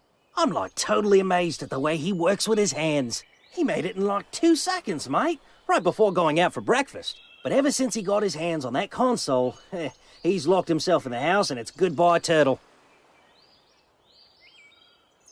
You look too young to have a son. I'm telling you, mate, it just happened once, kind of by chance. I met this hot, amazing, mythical babe who digs adventure sports and the Red Hot Chili Peppers. We were kindred souls, but hers was in a bikini. The thing is, when Koala was born, she got the chance to climb Mount Everest on a tightrope. So of course she bailed. Then she did this round-the-world hydro bike tour, then some other expedition, then another. So, I guess she'll come back someday, but I try not to let it get to me. There's too much stuff to keep me busy, and freaking out is for nerds. Let's leave your son be. Yeah, mate, if he gets bored with that game Power Station or whatever it's called, you're gonna freak.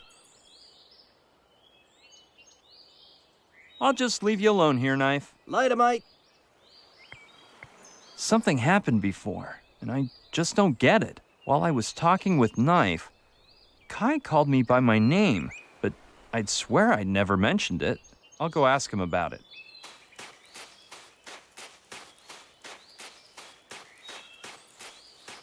Excuse me for bothering you, Kai. Aloha, Brian. But how do you know my name? You mean you never mentioned it? Not as I remember. Well, I must have heard it around town, brah. That's funny, because I just got to this island. Welcome, then. Do you plan on sticking around, brah? No way. I'm just passing through. Or more like I just dropped in by chance. No, stay as long as you want, brah. I like it when you Malihini come to live here. As long as you don't make noise and you let me meditate in peace. There's fewer and fewer of us who speak Hawaiian, though. And it's sad to see the traditions disappear. I bet you don't even know that Mala, the name of the island, means garden. I'd love to learn Hawaiian, but I have no time to waste. Hang loose, brah. Nothing in life is worth running away. First, you have to ask yourself about the Mana'o and things. What they truly mean. And the best way to do that is to lay down and take a load off for a while. Darn, the main reason I came was to ask you a few questions. Whatever you want, brah.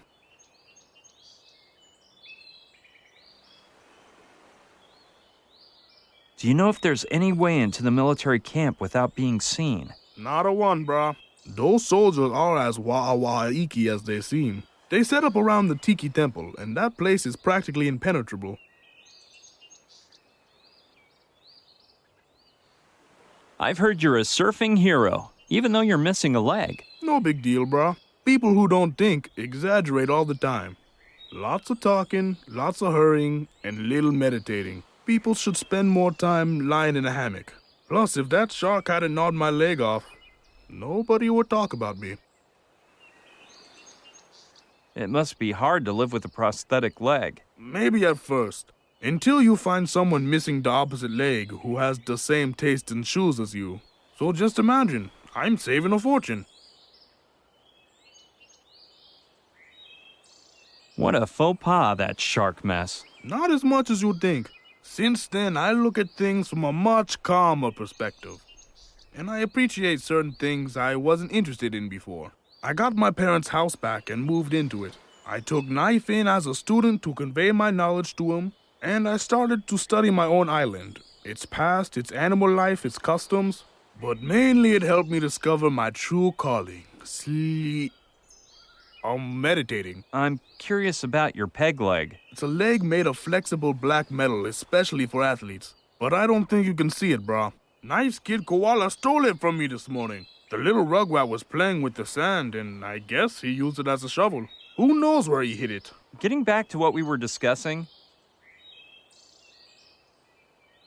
according to Lokelani, your grandpa was a witch doctor. Nani Koki, Lokelani, huh? Yeah, my grandpa and my great-grandpa before him was the island's official kahuna and official witch doctor of the poultry god.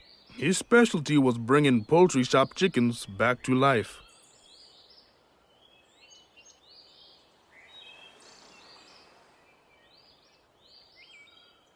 Is it true that if a bird dropped dead, your grandpa could revive it? That was his specialty as a kahuna.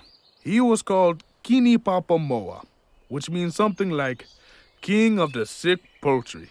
He was so famous, they showed him on TV around the world, until the National Bird Lovers Association denounced mistreatment of our fine feathered friends, and he was never allowed to revive a bird again. Then he started learning Reiki to use as a hangover remedy, but he never seemed to be very good at it. Maybe it's 'cause he only had one hand. I guess you must know a thing or two about witch doctoring. My grandfather would always take me to his Hawaii, his ritual hut, which is where he would teach me everything a good kahuna should know. Sharks are the spirits of our ancestors. To revive a bird, add a bit of this and a dash of that. Do this, do that. So, your great-grandpa was a witch doctor too? Yeah, brah, they say he was a specialist in hearing the future through the sound of waves. Though I've also heard he was born without one of his ears.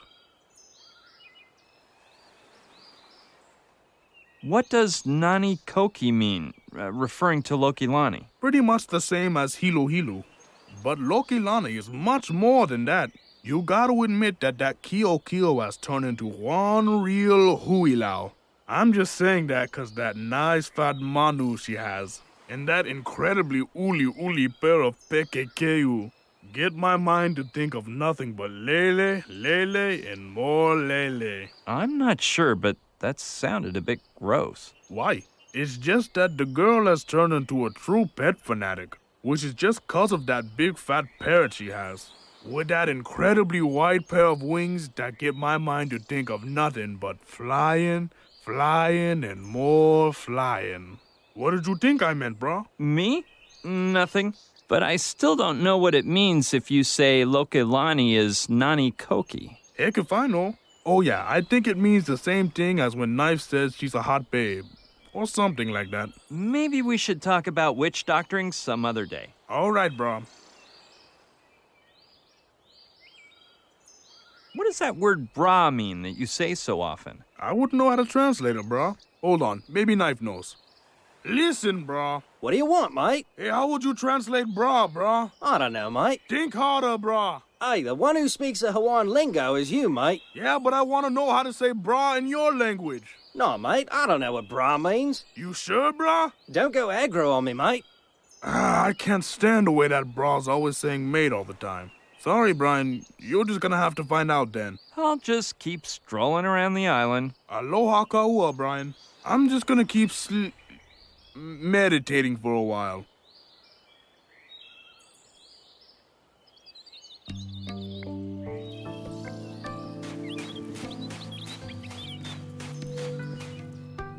Perfect complexion ink talcum powder. It may be of use. I don't know why they say talcum powder smells like babies. To me, it smells like talcum powder. Gives me the heebie-jeebies. It's hard to imagine 3 people living in there. I'm no surfing expert, but this looks like a high-quality board. It's hard to imagine 3 people living in there.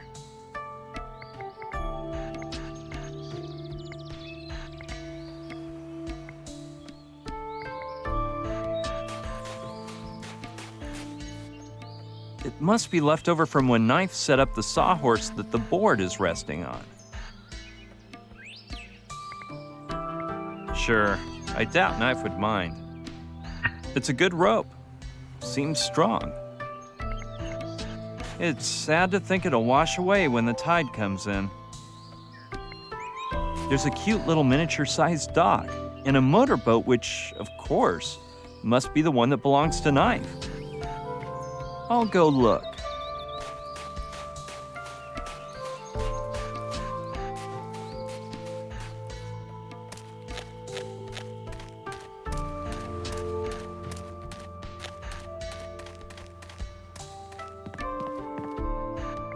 It most likely belongs to Knife. I'll take it. Knife probably won't mind. Not much in it. Wrenches and screwdrivers and things like that. But some tools is better than no tools. I think that leads out into the open sea. Not the latest model, but it'll do.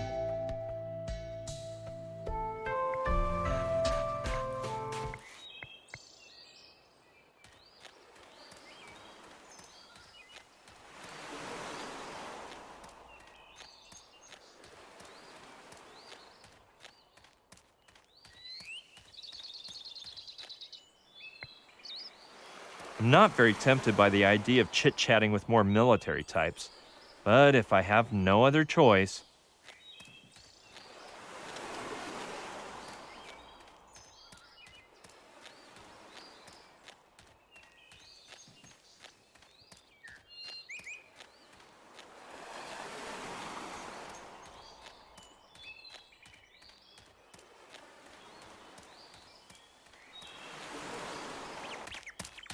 Huh.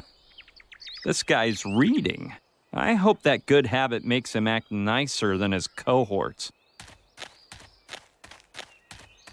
Hello there.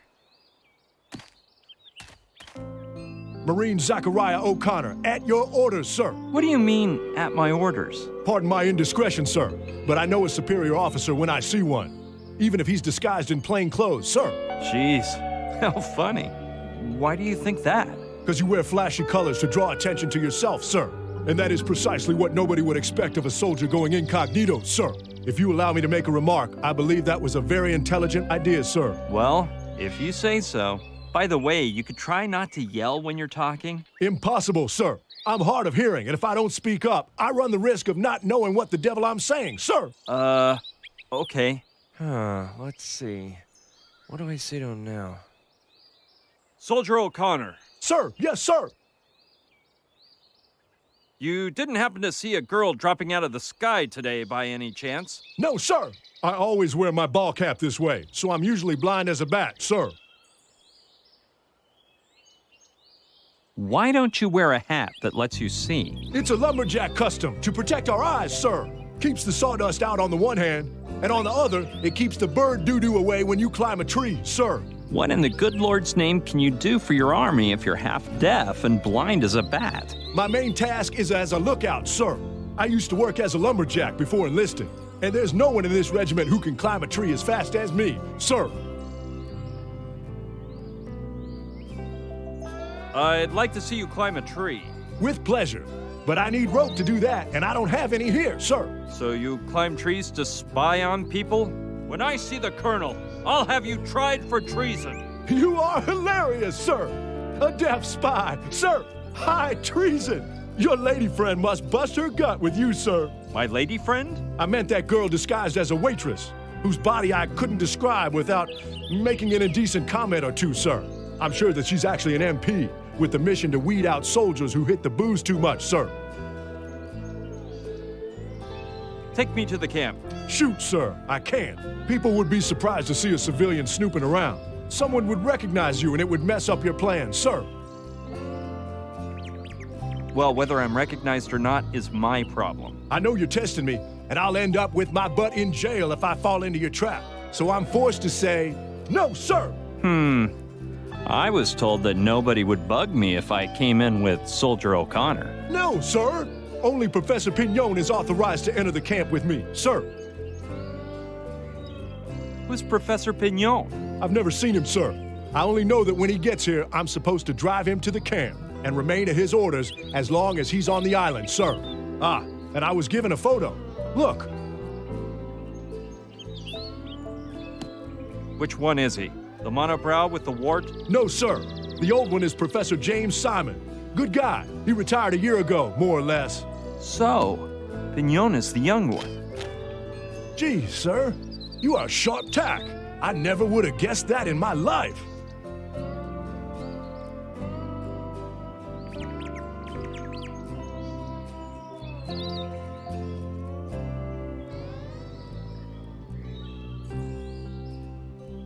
Do you know how he'll get here? I guess you'll be tired, sir. I meant, what mode of transportation will he arrive in? I don't know, sir. But whether by plane, train, boat, or swimming, you can't deny he'll be tired. Especially if he comes swimming, sir.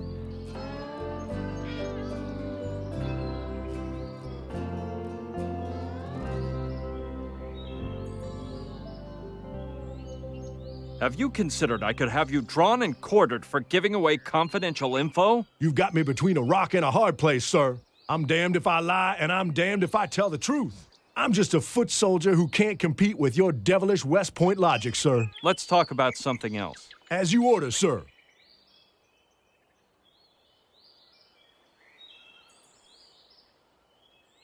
Got a piece of chalk on you? No, sir, but at school, I learned to make them. It's quite complicated, sir. You have to grate a bit of plaster, mix it with gum arabic, and place the mixture in a test tube, sir. Okie doke. So, what's the complicated part? That's all, sir. I see. Hey, I have another question, O'Connor. Return to your position, soldier, and remember, I'm watching you. At your orders, sir!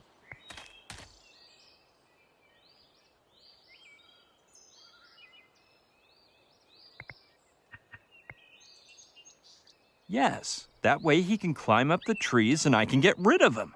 Just watch how riled up he gets. O'Connor, I have something for you.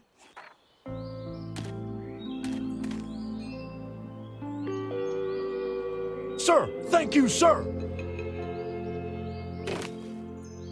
Oh, man. I'll have to make this a bit more obvious. Soldier, let's see if you're as big a man as you say. Grab that rope and climb that tree, now. Sir, yes, sir.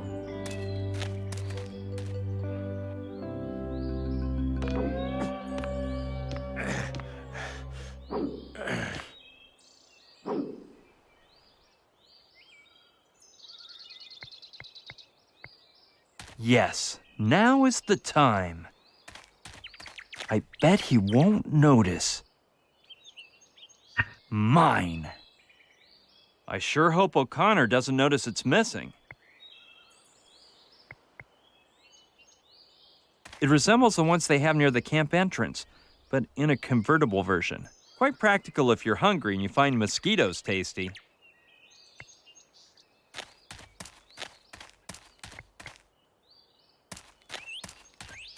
I'd better not get too close. It's full of sap. O'Connor's on his way back. I'll just be sliding back over to where I was.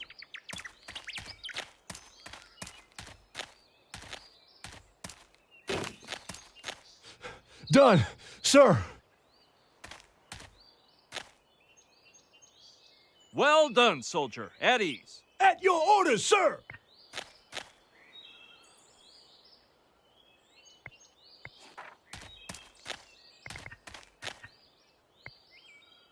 The sap isn't quite gum Arabic, but it should work.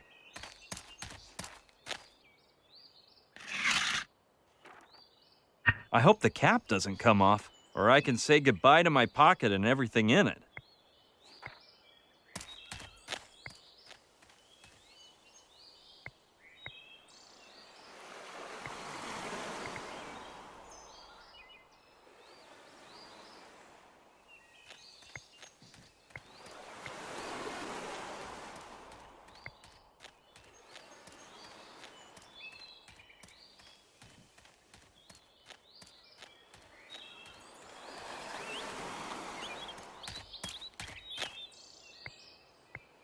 I'm not exactly dying to open it, but let's see what's inside.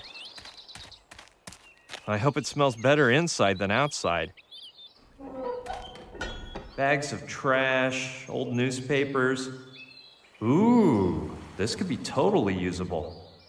Almost a whole stick of butter. And no, nothing else in there looks recyclable, at least for now.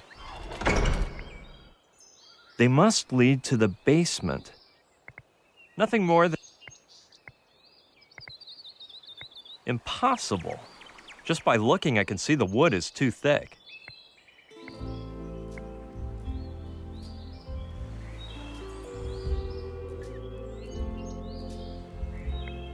They must lead to the basement. I can't do it unless I remove that board first.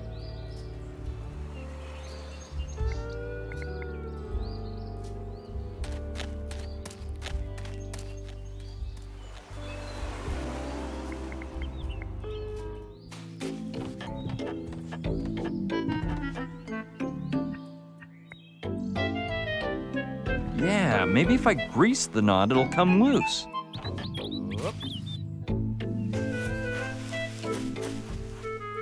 Presto, it's untied. With all that effort to untie it, I'm not leaving it there.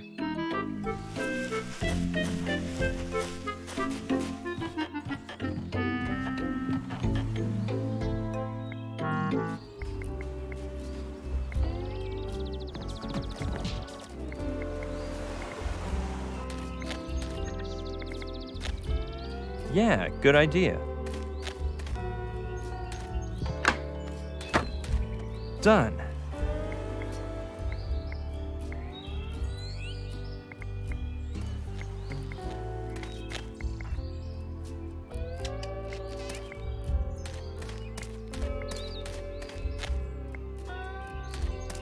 Soldier O'Connor.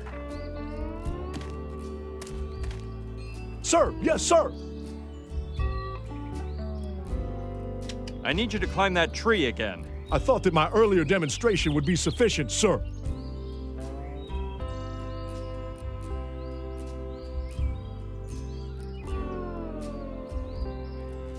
The thing is, while you're up there, I'm gonna take advantage and steal your stuff. Very funny joke, sir. If I were allowed to laugh while on duty, I would be in hysterics. But all I can do is go up this tree and hope no one can hear my laughter down here, sir.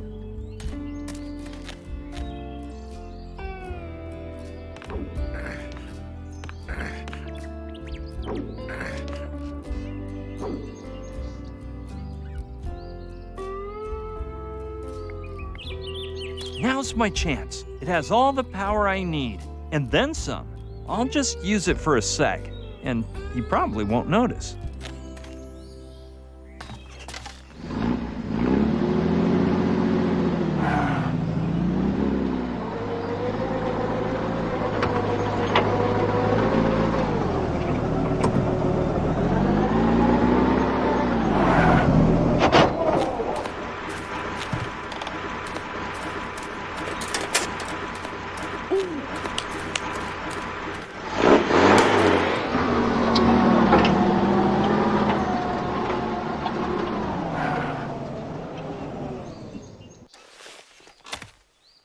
Well, it seems like O'Connor is none the wiser, but...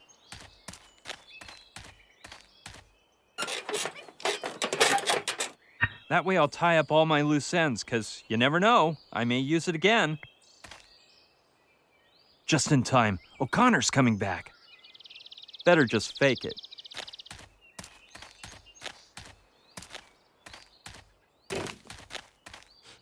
Done, sir. Did you hear anything strange while you were up there, soldier? Just some vehicles off in the distance, sir. But allow me to correct you. You climb a tree to see, not to hear, sir. All right, O'Connor. At ease.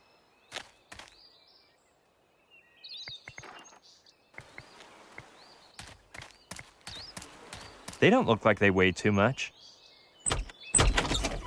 Jeez. Looks like we're making some progress. Whoa, dude. It's too dark from up here, and my spiky hair is blocking the sunlight. I'll go down and see if there's a better view from inside. Okay, down we go.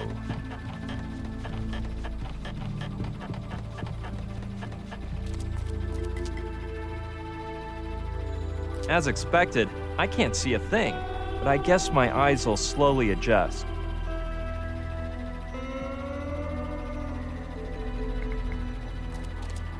It looks like you can turn the electricity on and off for several places on the beach from here.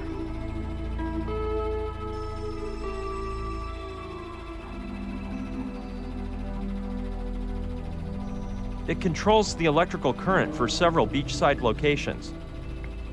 As far as I can see, there are 6 switches for 6 specific places, plus the general circuit breaker.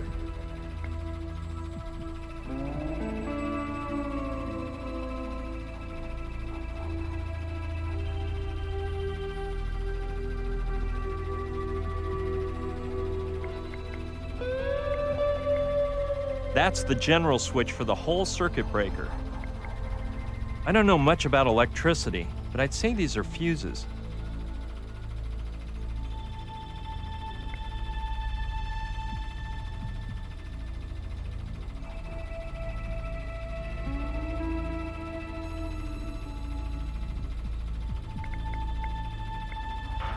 Hey, what was that?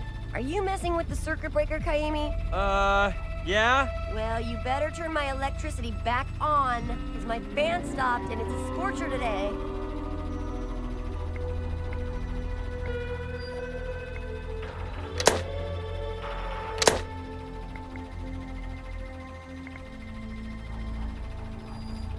Turn on the juice, Kaimi. The 2 or 3 soft drinks I have left are gonna be as hot as soup.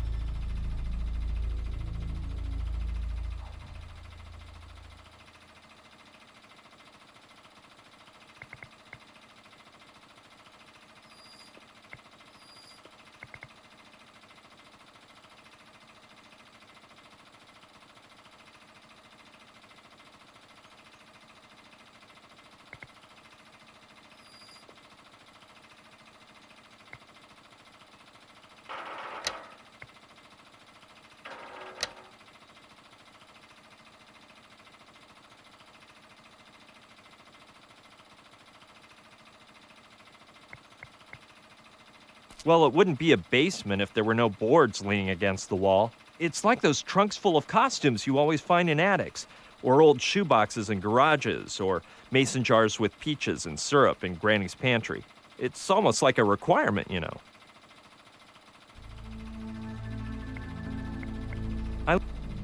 Well, I'll swipe one of the smaller ones.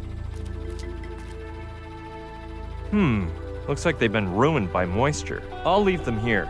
They're as useless as cork and would just split apart. It's running and producing power. It's probably providing electricity to everyone on the beach. The dream of any beer lover, or a nightmare of delirium tremens, judging from that crab.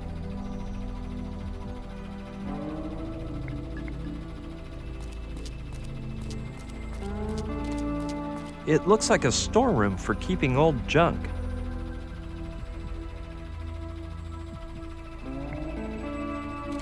I can hardly see my hand in front of my face, but let's take a look.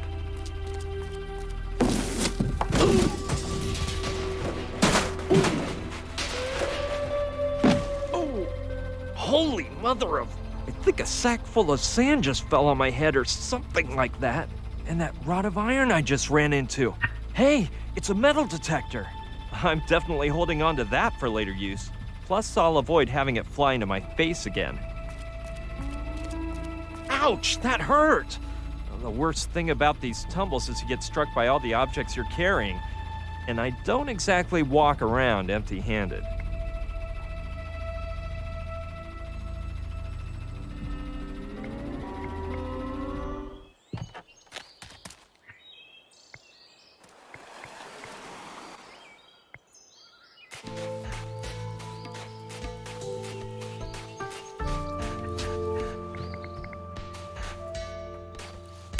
Why didn't I think of that before? If the Rugrat has been using the prosthetic leg as a shovel, it may be buried near the turtle.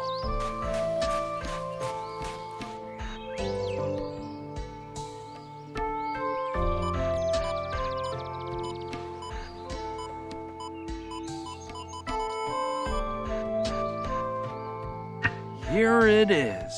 It's just the way Kai described it.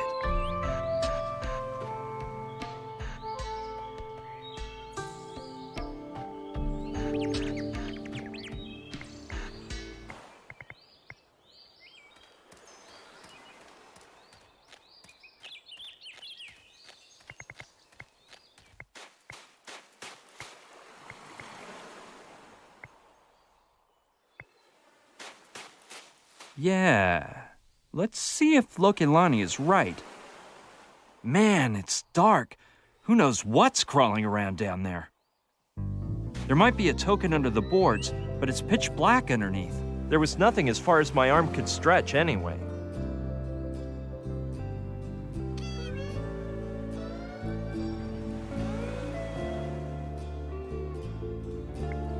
I don't think I can move it.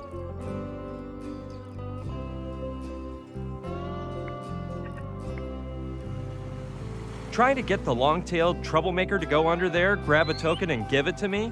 That would rank #1 on any list of outlandish ideas. But in my particular case, I've done nuttier things, and they've worked out in the end. Knowing that lemur's nasty ways, I doubt this'll work. But times are desperate. Come on, little guy. Bring a pretty token to nice old Uncle Brian. That's it, you lovable furball. In you go. I wonder if he's actually following my instructions or lunching on sand crabs. Hello? Good primate. Hey, wait!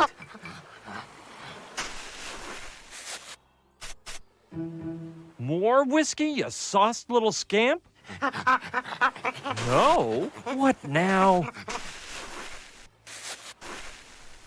Beer. This is insane! Well, I guess I have no choice but to find my alcoholic lemur a brewski.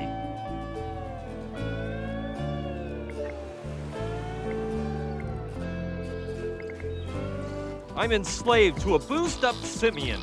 He's pretty darn good at drawing, though. Lokilani, I wanted to ask you for something.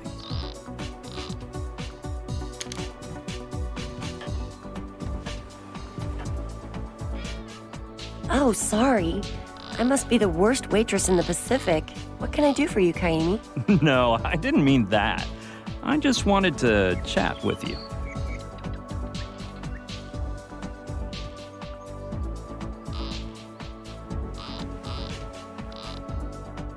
I've been walking around in the sun for so long, I'm parched.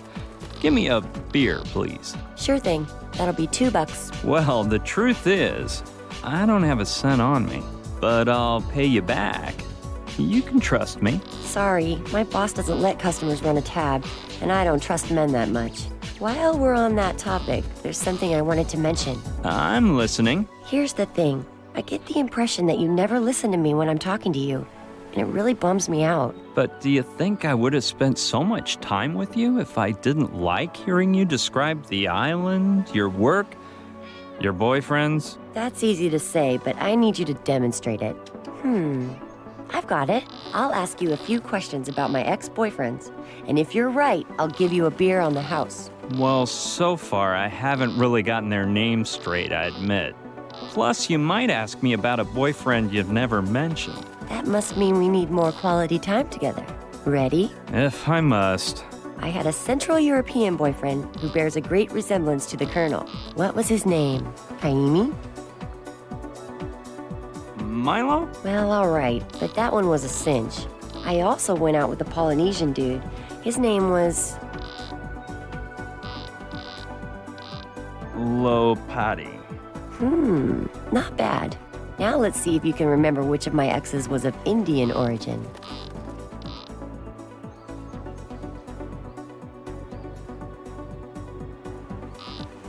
Tiru. Very good. Now for the last one. Which of my ex-boyfriends had the same name as you? That one I know. Brian. Now, did you think I'd make it that easy?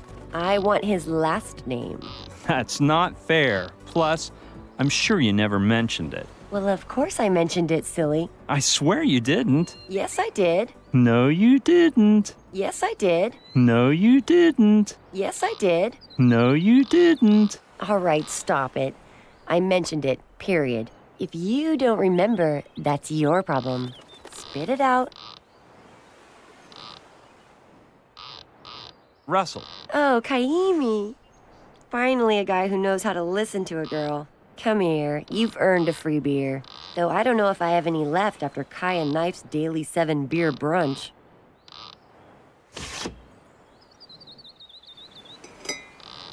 Brian? Oh, you're in luck. There's one left. Thanks, Lokilani.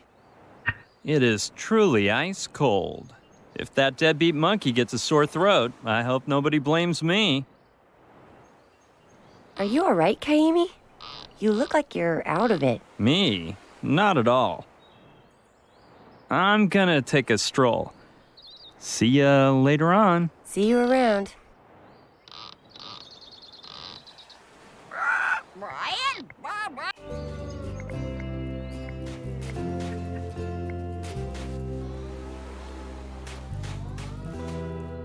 Little demon, look what your slave brought. I hope he doesn't pass out down there. Little demon? Why, you... That's better. It's so much easier to get tokens back on Coney Island. Well, kid, nice to have met you, but I think it's time to go our separate...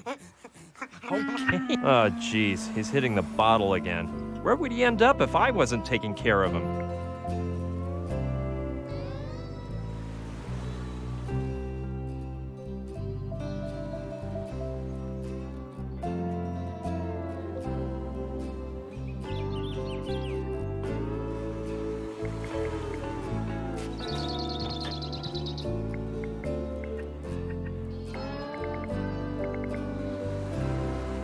Yeah, but first, look at Lonnie. Come get in a picture with me. Okay, coming. It'd be a waste to leave one of those face holes empty. Plus, if things don't work out, at least I'll have a photo of myself surfing in Hawaii with a majorly hot native. Gotta think of the consolation prize. Okay, she's almost here. Stick it in. Hurry, the timer's running.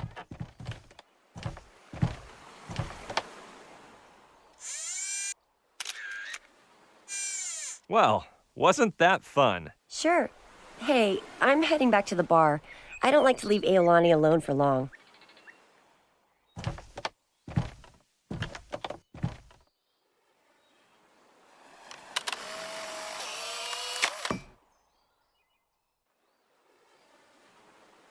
Looks like it came out nice. Perfect. You can tell from a mile away that those bodies are fake, but I like it anyway.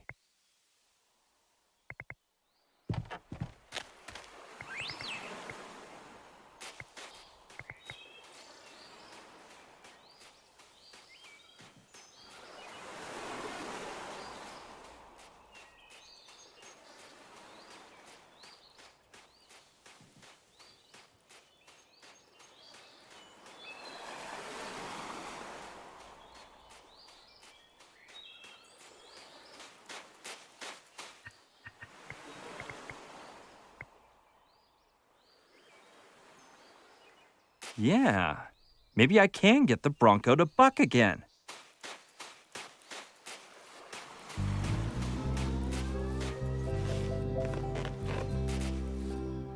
What a mess! Only a genius could fix that mechanical nightmare.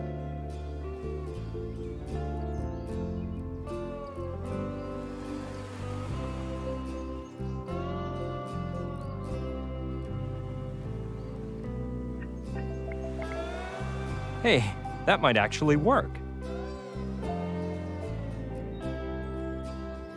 Now I just need to mix this properly, shake up the concoction a bit, make sure it's nice and compact, and presto! A real, genuine homemade piece of chalk made in the true Brian Basco style.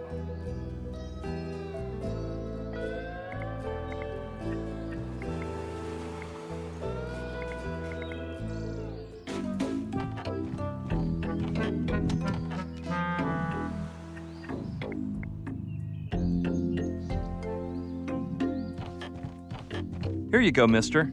Now we can continue our little chat.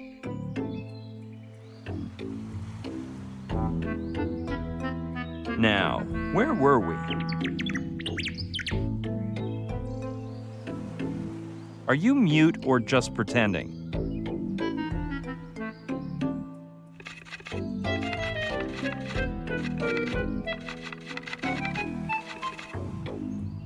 Long time since I used earthling speech organs.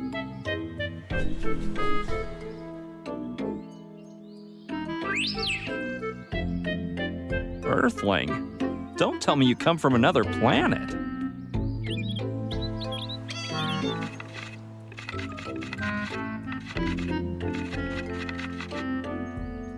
Rather not say where I've been. Are you sure you and I have never talked before?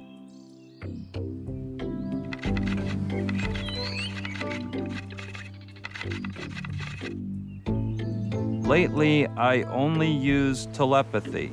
Boggles the mind, huh? Where have I heard that phrase before? Wait a sec.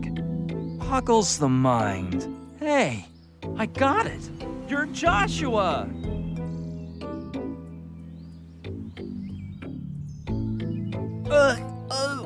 Of course, Joshua Nakayama Smith, to be precise. I know you. Hey, but you can talk. Why didn't you before now? My cocoa forge must adapt to earthling atmosphere. So long since I talk, I hardly remember. However, I hear my name and I remember how to talk. Don't you remember me? I'm Brian. Brian. The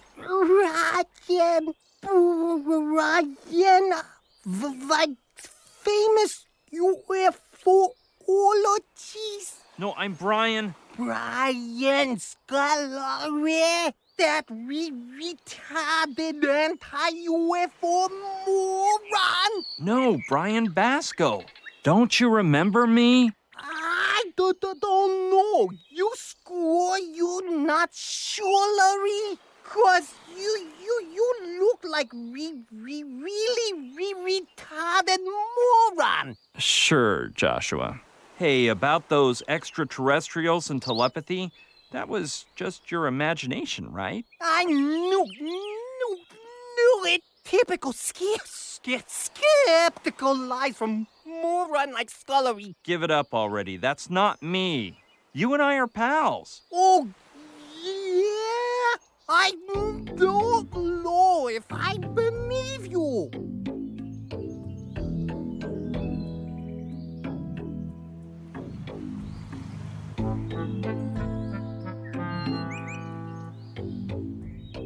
I remember you were great with your hands.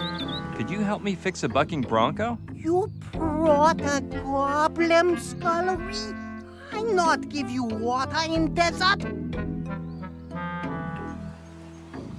Give me a full explanation about this other planet now. As if I were going to explain it to you, you moron! I'll help you get in contact with the extraterrestrials. Oh, yeah? Tell me how?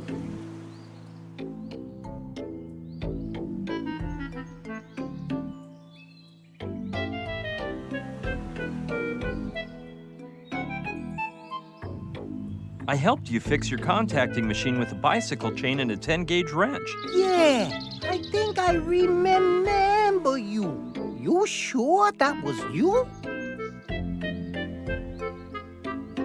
I met you in a crater near Douglasville. I remember your name means liberation. Big deal.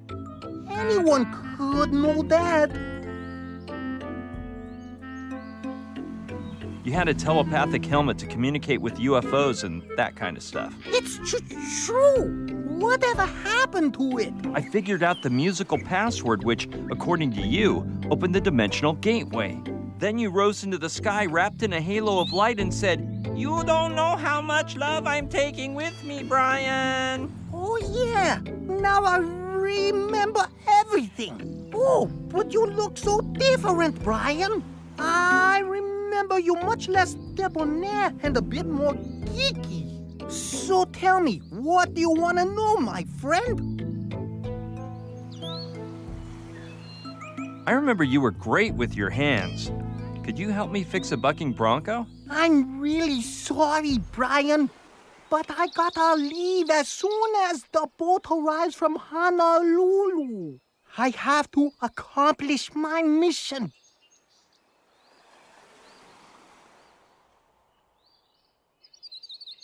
So, why did you return to Earth? I came along with a team of scientists from the planet Trantor on a routine mission. But it looks like things have taken a bizarre turn and, well, I'm not sure what's going on. But Alpha, the big mucky muck on the ship, has given me a mission of vital importance to mankind. Or something like that. I must find a guy named Professor Simon and deliver a message to him. I'll go out in search of him as soon as the boat gets me off this island. You could come with me, Brian.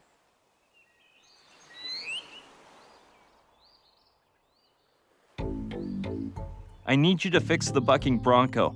Otherwise, I can't help you. Well, I have always been good at doing odd jobs around the house. Let's make a little trade-off. I'll help you with the bronco, and you help me with my mission, okay? I don't know.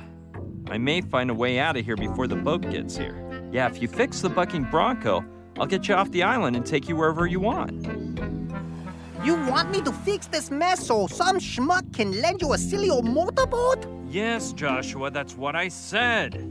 Come on, let's see if you can fix this jalopy. Brian, fiddling with this type of wreck is my personal forte. Don't you worry. We're treading on my main territory.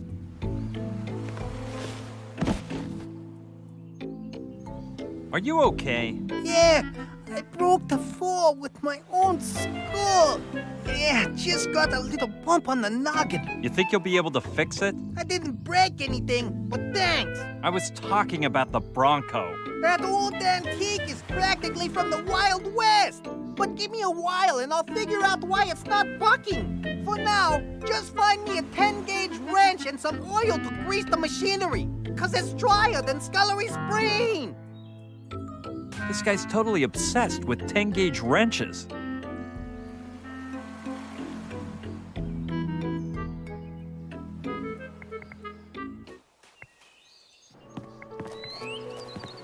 Hey, Lokelani.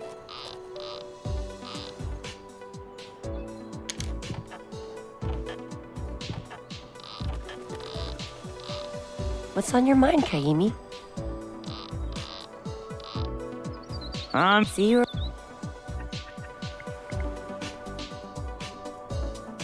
I don't think she's interested in that. I don't think she's interested. Hey! What's on your mind, Kaimi? Tell me about Grease Paint Pro? Isn't it?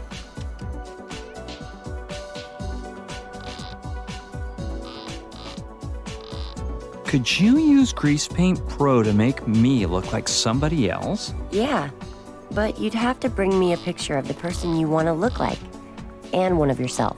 Why don't you take my picture? I bet you have the latest state-of-the-art digital camera. Had is the word. That's the only trouble when your boyfriend is a professional thief.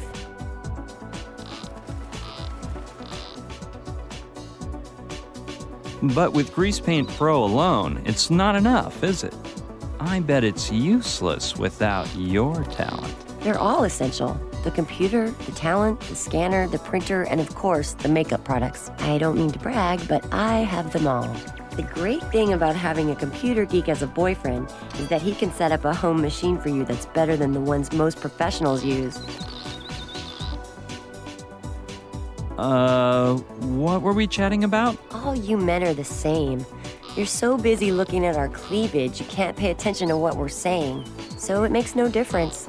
We can talk about whatever you wish. See you. Here you go, Loki Lani. The first of the photos you asked me for. I'm afraid you made the trip for nothing. Until I have them both, I can't start to work my makeup magic. Don't worry, I'll have the other one in a jiffy. Yes, Kaimi. I'll wait for you here.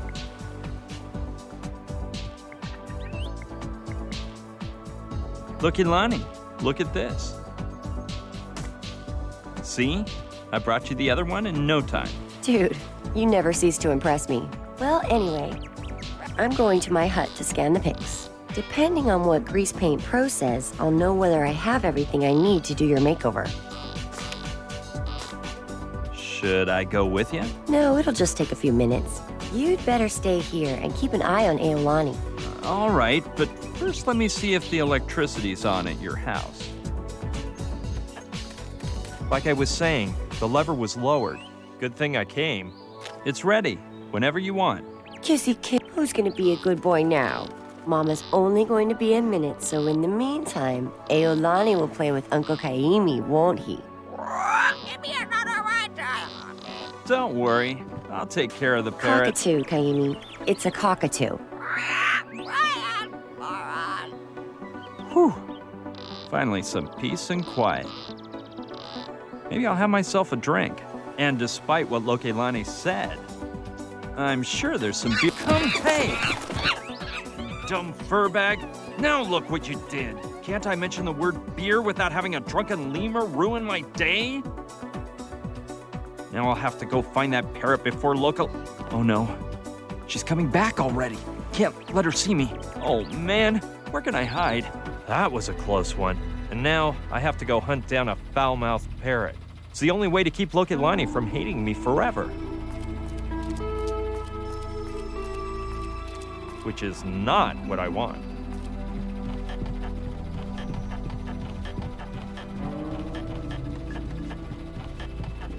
Kaimi, where were you? Crap. She's gonna make me walk the plank. Hi, Lokelani. What's up? Should we head for my hut? It wasn't my fault that... Huh? I said I have everything ready for your makeover. Plus, I brought you a gift. Here. Wow. Is that what I'm gonna look like? You are one full-on artist. And you didn't even get mad about what happened to Aolani. You're amazing. Aolani? What's the matter with my cute little... Hey, where's Aolani? My poor little birdie. Where in the world could he be? So, should we start heading for your hut then? I hope you have an explanation for this. Yeah, well, where to begin? You see, suddenly like 10 or 20 drunken lemurs showed up. So I jumped onto the bar, brandishing a bottle of scotch, and warned them, "Back, you filthy beast, or you'll get a taste of my jagged-edged bottle." Then they said, "Blast it, this roguish fiend must be selling his grog for a hefty sum." I started swinging and hitting left and right until... confines of the jungle, I finally managed to safeguard your fine establishment. However, upon my return, Aolani had vanished. Pretty freaky, huh? Scotch, lemurs. Men, you go around promising this and that, and then a girl walks away for 2 seconds, and you just disappear and forget everything. My dear Kaimi, if you think I'm going to help you after this, then you're dumber than the rest of the members of your sex put together. Now scram, Buster. I don't want to see your face at my bar. Brian, you idiot. Did you hear what I heard? That little weasel must be somewhere around here. Come on, I'm going after him. I guess I deserve all this for having such an exotic, poorly mannered pet. But she should have stuck that bird to its perch with glue. Anyway, there's no use just talking about it now. I'll go look for him. Maybe if I bring him back, I can get onto Lokilani's good side again.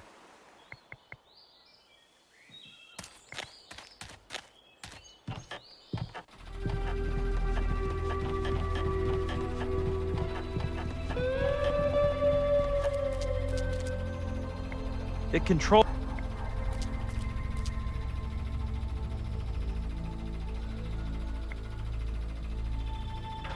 Are you trying to accost me in some bizarre way, Kaimi? Turn my...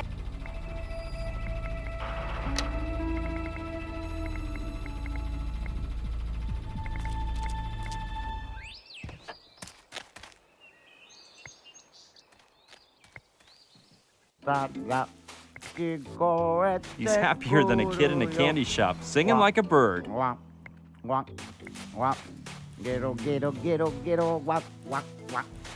Hey, Joshua! That's me! Who's calling? It's me, Brian. Brian, dude, what's up? Exactly. What did you say you needed? Something to grease the machinery and a 10-gauge wrench, because my choppers are wearing down to the bone unscrewing all this with my mouth. And if you could bring a TV set, that way I could catch up on my soups while I work. I brought you some tools, Joshua. Let's see if there's a 10-gauge wrench in here. Or my tooth enamel will be permanently damaged from turning bolts with my mouth.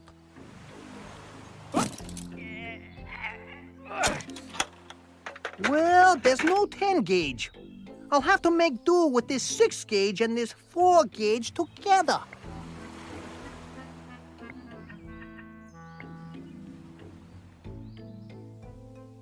Joshua, take this lubricant I brought you. Okay. Oh, excellent. So where's the toast? There is no toast. It's to grease the machinery. Oh, yeah? All right. カエルの歌が聞こえてくるよ。ワンワンワンワンゲロゲロゲロゲロワンワンワンカエルの歌が聞 So, Brian, you feel like taking a ride on an automatic cow? Don't tell me you fixed the bucking bronco. I just finished up my little handiwork. And stop fooling yourself. It's definitely a cow. I've seen it from underneath. And I know whereof I speak. Whatever, a cow. Yes, sirree, whatever you say. But does it work? Of course. Then let's get moving. Hey, where are you going? To find Professor Simon. Come on, we're in a hurry. You'll have to wait just a tiny bit longer. I still have to run a few errands before we can leave. Okay. I'll wait for you in my hut. Try and get the move on. Remember, you've got a whole race of aliens waiting for you to finish running your little errands. My goodness, I'm gonna need to see a shrink if I keep talking with that nutcase. Not that I don't trust Joshua, but I'd better try it out. Lokilani! Can you hit the bucking bronco button, please? I'm not moving a finger for you. Well, on second thought, maybe I'll enjoy watching that bull thrash you around. Man, this thing is already moving.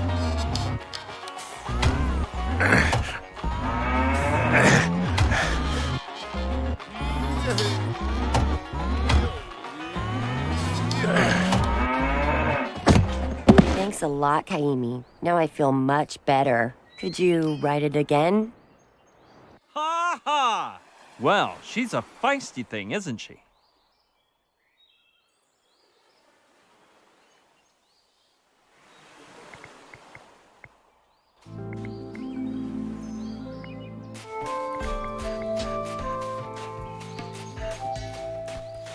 How's it hanging, Knife? Just what you see, Bri. What about you? How's it hanging?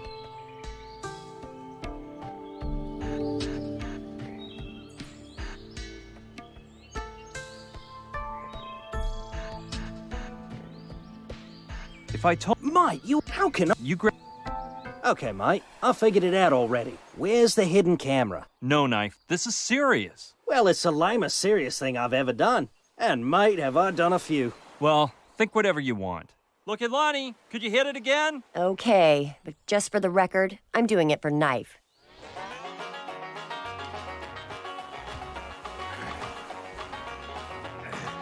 Well, man, what do you think? Awesome, mate. So, is it a deal? Can I use your motorboat? Like, totally, mate. It's all yours. Yes. The first part of my plan is complete. Now I have to concentrate on the rest. Sneaking into that camp.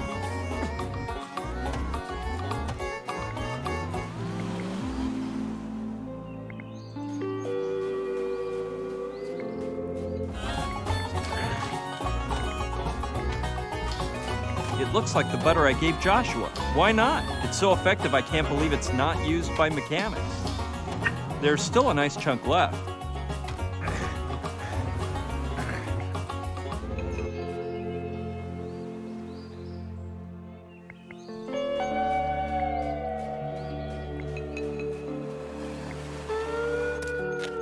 Come on, you've got to get that darn bird back, pronto. I'll tell O'Connor to climb up and get him. And in the meantime, I'll take the opportunity to slip the doctored photo into his book. That'll kill 2 birds with 1 stone.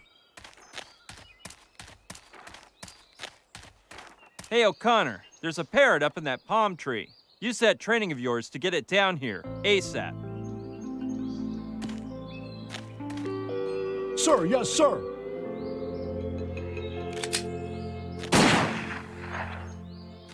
No! Poor little beast, you killed it!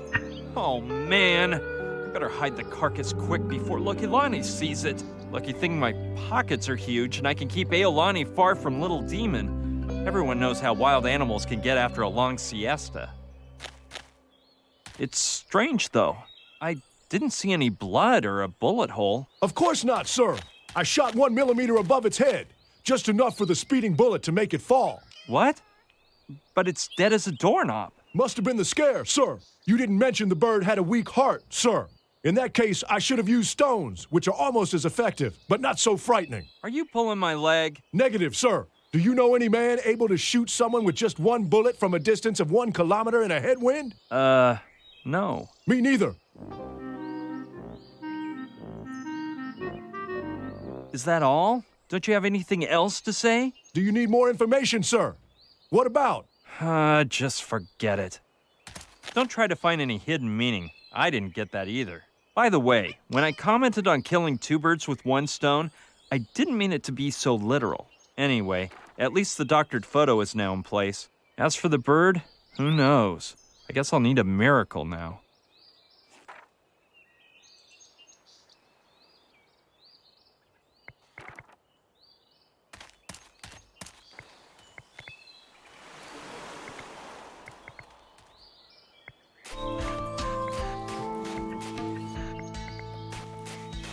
It's probably a waste of time, but I've been helped out in stranger ways. Kai, I bet you can also revive poultry, like your grandpa. I'm not so sure, Brian. I haven't seen poultry around here anyway, so it's kind of pointless. Would a parrot do? Hey, brah. That's Aolani. What happened to him? Well, I guess he kind of flew to bluer skies, but... Bluer skies? No, brah, he's not fully dead, just kinda dead, which means he's slightly unalive, or what we could call provisionally dead. I think the technical expression the kahunas use is He has a life ache. I don't think I can help the bra out. But even so, there's a little problem. I could only try to revive him in the Hawaii where my grandpa lived, in his witch doctor hut. And I can't remember where that's at, brah. But didn't you say your grandpa used to take you there a lot? Yeah, but I was just a little tyke, and I never paid attention to the directions. I looked for it like a million times, but no can do, brah. I remember it was like toward the northwest of the island. There were a bunch of graves by it, and, well, that's all. Plus, without my leg, I'd need some amazing airs to reach that part of the island. Darn, I thought I had the answer to my troubles. I'll have to attempt to locate that hut. But if the soldiers are keeping watch on most of the island, I doubt they'll let me search all over the place. All right, I'm sure Knife was exaggerating a bit. How could a cute little boy be so evil?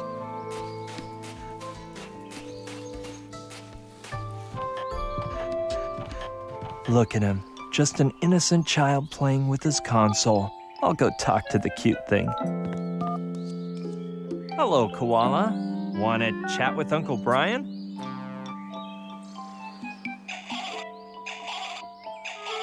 Well, I'll take that as a yes. Don't you know how to talk yet?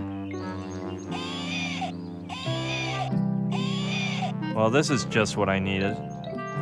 Getting this kid to speak is going to cause more blood, sweat, and tears than it did with Joshua. He doesn't seem to have anything I need anyway, though. It'd be odd for any House of Kaiser Knives not to have a poster like that. We had one just like it back in 2nd grade.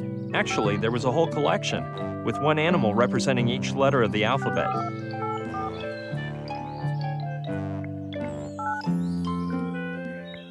I couldn't say which, but I saw a dinosaur in a movie that was like totally the same. It must have been Toy Park. Or wait, Jurassic Story.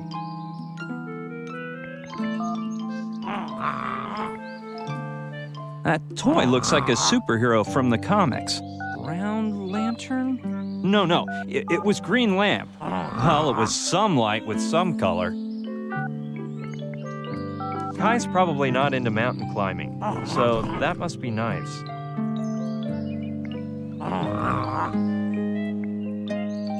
can't see the screen, but from the sound of it, that game isn't very modern. I can't see the...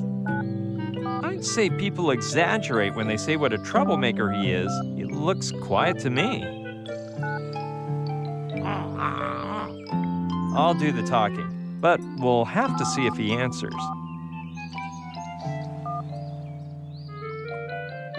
I bet you really know your way around this island.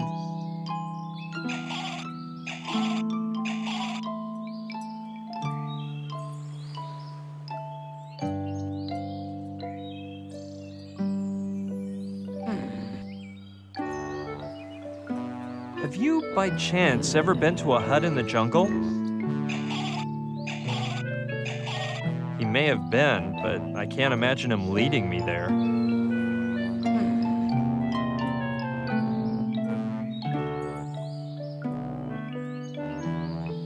Why won't you talk? Cat got your tongue?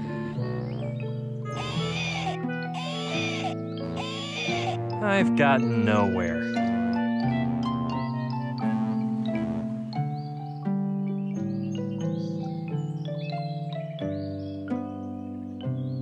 This is a waste of time. I should just leave him alone.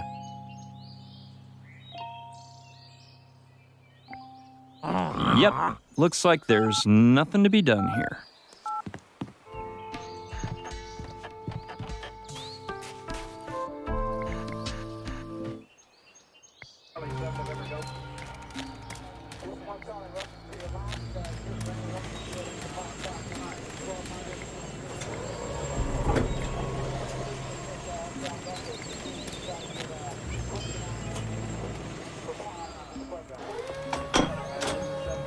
I'd like to talk with the Colonel again. Again? You're lucky I'm so friendly. Anyone else would have sent you packing. Don't take your eyes off him, Felton.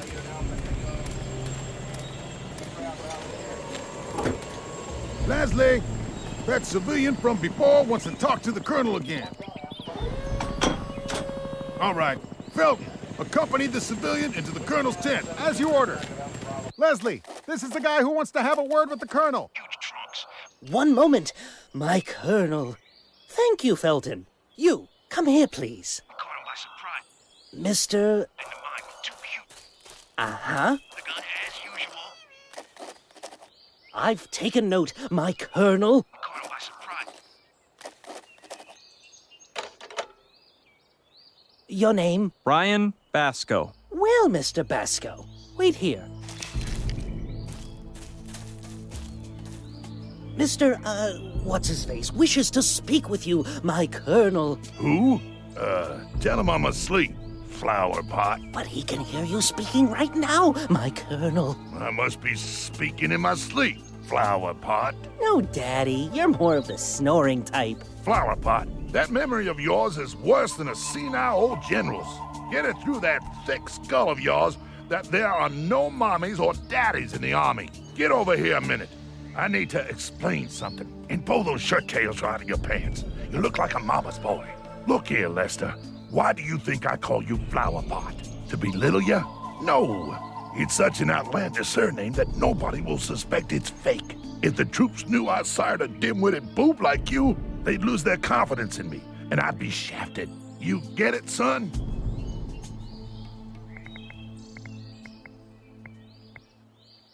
Well, if I could think of something that would work. I may not get anywhere by doing this, but what the heck.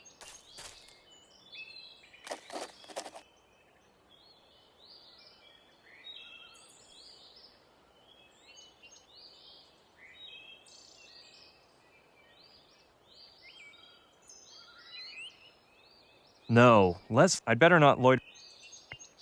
Out of my sight, Flower Pot. You can come in, Mr. Whatever you're called. Thanks.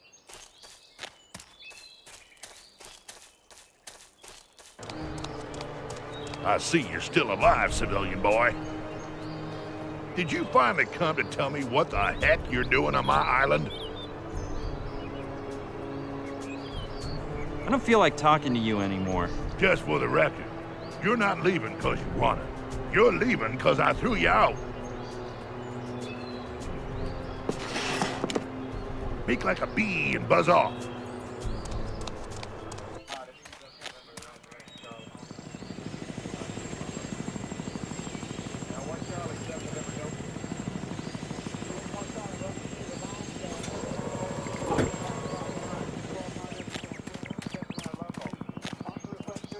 I'd like to talk with the colonel again. Again?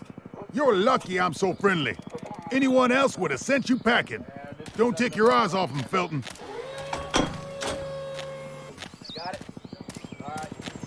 Leslie, that civilian from before wants to talk to the colonel again. All right. Felton, accompany the civilian into the colonel's tent, as you ordered. Leslie, this is the guy who wants to have a word with the colonel. One moment, my colonel. Thank you, Felton. You, come here, please. The gun as usual. Mr. You stupid no Theodore. Uh-huh. And the mine was too cute. I've taken note, my colonel. You stupid no Theodore. Your name? Brian Basco. Well, Mr. Basco, wait here. Mr. What's-his-face wishes to speak with you, my colonel. Who? Tell him I'm asleep, Flower Pot. But he can hear you speaking right now, my colonel. I must be speaking in my sleep, Flower Pot. No, Daddy, you're more of the snoring type. Flower Pot, that memory of yours is worse than a senile old general's. Get it through that thick skull of yours that there are no mommies or daddies in the army. Get over here a minute. I need to explain something. And pull those shirt tails right out of your pants. You look like a mama's boy. Look here, Lester. Why do you think I call you Flower Pot? To belittle you? No. It's such an outlandish surname that nobody will suspect it's fake. If the troops knew I sired a dim-witted boob like you, they'd lose their confidence in me, and I'd be shafted. You get it, son? Lucky thing Leslie writes down all the orders in there. Oh, forget it. Better not go too far, or they'll catch me. Lucky thing Leslie writes down all the orders in there. It's holding a... What a control... Oh, forget. I'd better not loiter... Just one more thing, sir. The coordinates of the uninhabited hut are 24 minutes, 38.1 seconds north, and 157 degrees, 2 minutes, and 10 seconds west. I better jot that down before I forget. And why in blue blazes would I care about that? Pull those shirt tails out of your breeches. You're not in grammar school anymore.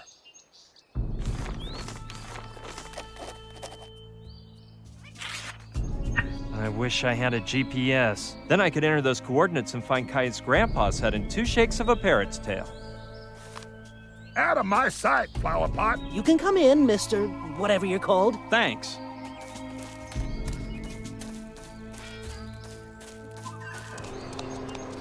I see you're still alive, civilian boy. Did you finally come to tell me what the heck you're doing on my island?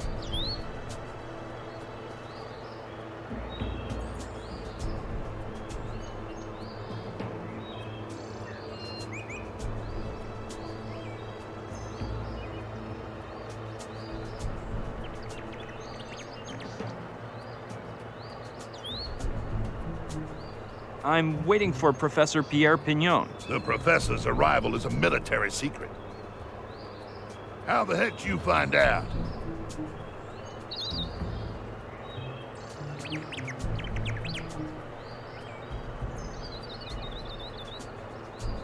Actually, he told me himself, 'cause we're cousins. He just called me on the phone. You sure about that? What'd you say your name was? Pignon. Francois Pignon. At your service. Your cousin didn't tell you about his mission here, did he? Yeah, but I forgot what he said. Could you refresh my memory? I'm the High Commander here, so I can do whatever wets my whistle. And it just so happens, I don't feel like refreshing your memory. Yeah, he told me something about this, that, and the other, and this thing with this guy, and something or other about some whatchamacallit, and those thingamajigs hanging around this something or other, and with what's his name? I see. A master bluffer. I suggest you keep away from the poker table. Hey, there's something else besides my cousin Pierre. Well, spill your guts.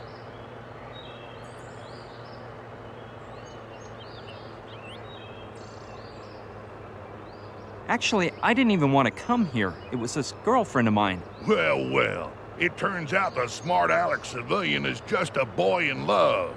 Son, if you were a soldier, no woman would be playing around with you. Why don't you enlist?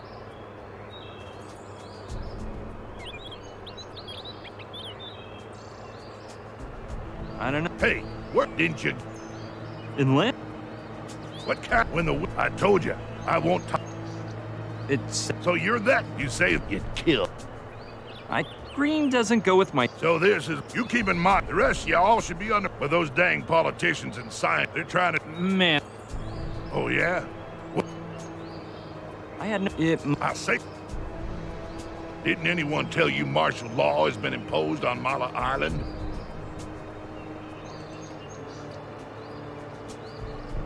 I can tell... The reason I would... What? Is Andy... No. Well, you know...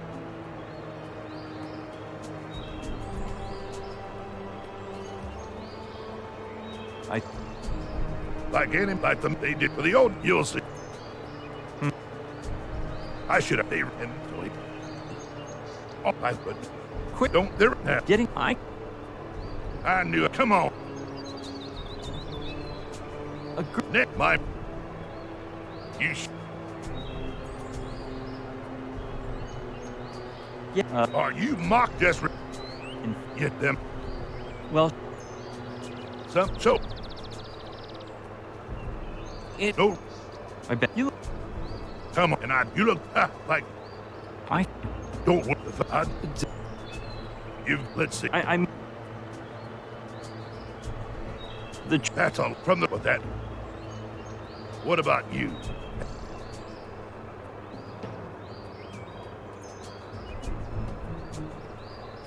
I tried. I can't believe it. Another man. Well, just follow my orders. Tell her I'm the sensitive type, that I like to take strolls in the evening, candlelit dinners at night, and the sweet smell of napalm in the morning. I'll tell her, but I think you better forget the napalm and use a nice compliment instead. You're right. She may be too young to heard of napalm. Tell her I fell in love with her the minute I laid eyes on that great pair of... Nah, that won't work either. I'll come up with something else. All right, I'll talk with the waitress, if you tell me where you're keeping my friend. You like a nice and dirty boy, I see. Well, careful with me, boy. You see this cigar? It causes plenty of pain if stuck in the wrong orifice. There's something else I wanted to tell you about that waitress. You don't mean to tell me you've hit a home run with her, do you?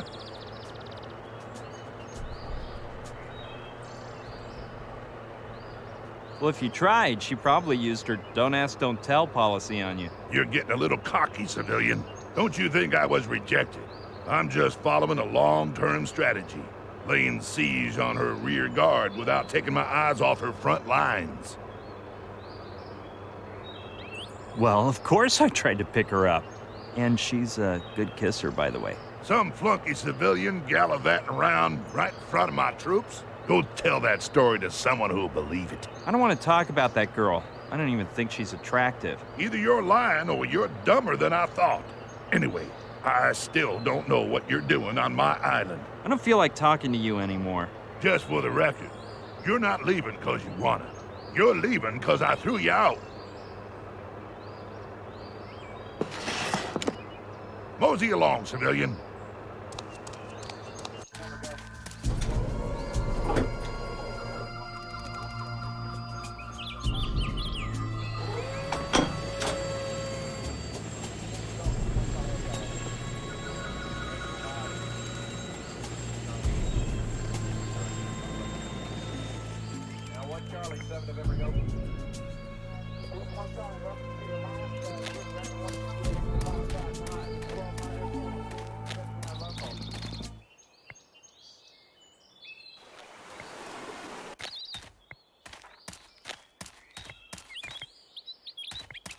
Soldier O'Connor.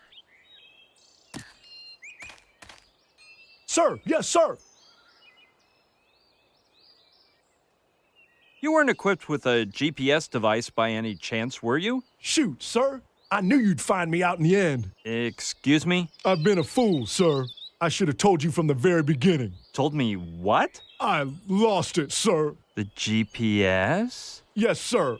I swear I had it when I left the camp, because I kept checking my coordinates before lunch. Then this rowdy kid came and chased me around. Maybe someone took advantage and stole it from me then, sir. Well, don't get your khakis in a knot over it. I will accept my punishment with honor and integrity, sir. Nobody's gonna punish you, O'Connor. However, if you do remember where you left it, or who might have stolen it from you, let me know. Thank you, sir. Return to your position, soldier. And remember, I'm watching you. At your orders, sir!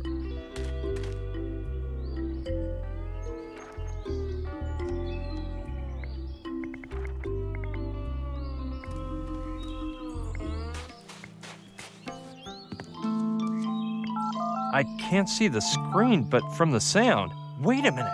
O'Connor said he lost his GPS when he was chasing after some rowdy kid. Of course, it all adds up. Kai and Knife went to have their beer brunch at Logelani's bar, and in the meantime, Koala was driving O'Connor nuts and stole the GPS, thinking it was a video game console. The idea of stealing from a child doesn't exactly make me feel proud. In fact, I haven't taken it from him yet, and I already feel totally ashamed. But Gina's life and a foul-mouthed parrot are in jeopardy, so I better go for it.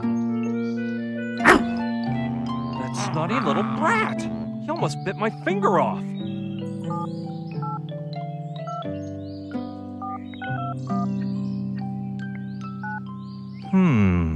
I don't know what that might result in. That won't do any good.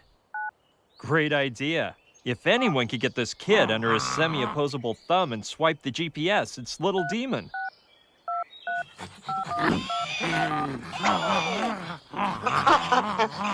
This could get ugly. I'd better be moving along. Something tells me those two are gonna get along just great. I hope it didn't break when it hit the ground. Nope, I guess the sand broke the fall and it's still as good as new. I'll sure miss Little Demon, but at least I got what I needed. Let's see if I can figure out how to use this contraption.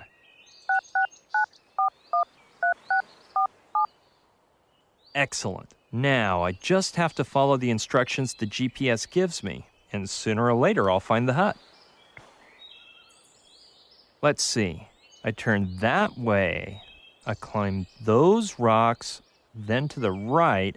Now I go straight. Bingo! No doubt about it.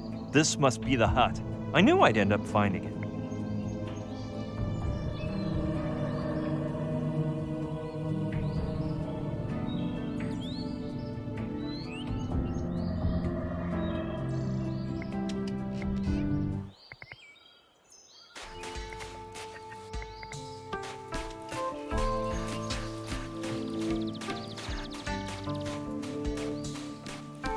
I found your prosthetic leg. Cowabunga, brah. Now you can get up from that hammock. Your butt must have a nasty hammock imprint by now. Well, yeah. Actually, my other leg is totally asleep too. Maybe I should keep meditating for a while, brah, to see if it wakes up. But hey, I owe you one. Actually, why don't we go to your grandpa's hut to revive the parrot? All right, brah, but keep it cool. Hurrying is for the weak of bladder and bad burglars. You can't imagine how many memories this brings back, brah. The throne, the tikis, the turtle shells. By the way, did I tell you that my kapuna discovered an underwater tunnel that goes beneath the island? Turns out the sea turtles pass through it to reach the lake and enjoy mating season. Kai, could you explain this to me some other day? If we wait too long, poor Aolani may end up with a terminal case of life ache. Maybe you're right. Wait a sec. I'm gonna put on my working gear. Okay. Let's just hope he doesn't doze off while he's changing. Bad news, brah. Man, that was speedy. I can't find my kapuna's grammarium anywhere. Grammarium? Yeah, his book of spells. That's where his poultry reviving spell is. So if we don't find it, I can't get Aolani to snap out of it. Maybe we should split up to search around. All right. Where do you want me to look? I got it. You search the physical plane of existence, brah.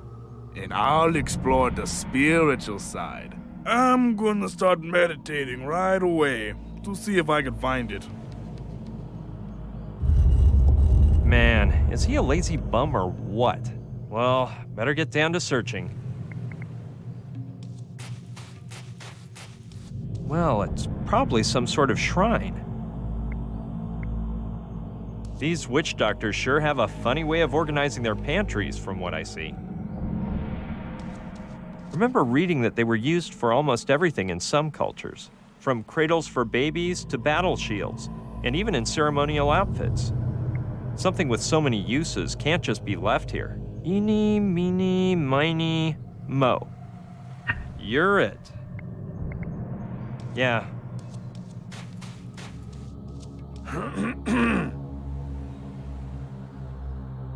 Kai? Kai? Kai? Yike! Hey, brah. See, I can. Huh?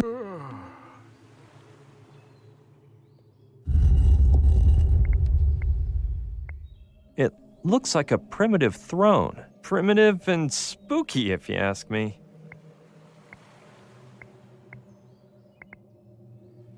It's truly grotesque. It's most likely used for religious ceremonies, like a baptismal font. It seems less angry than most of the tikis I've seen. It's carved out of solid wood.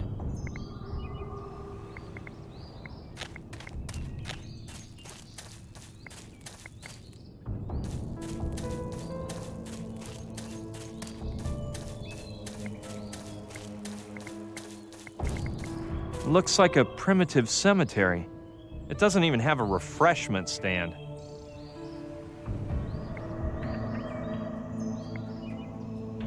I can think of better ways to waste my time.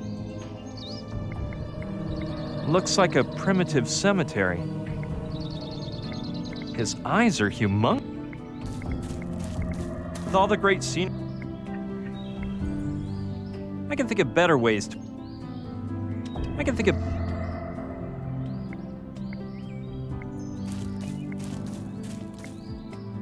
Here lie the remains of the Kai Saga witch doctors, I imagine.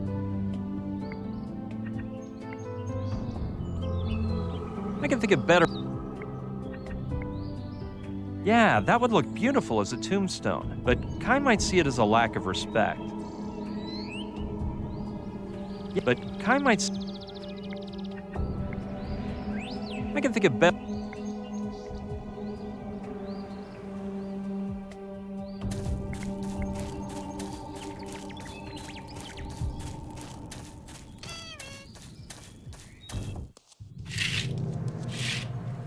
Now, there's no doubt about it. This could only be a witch doctor's hut.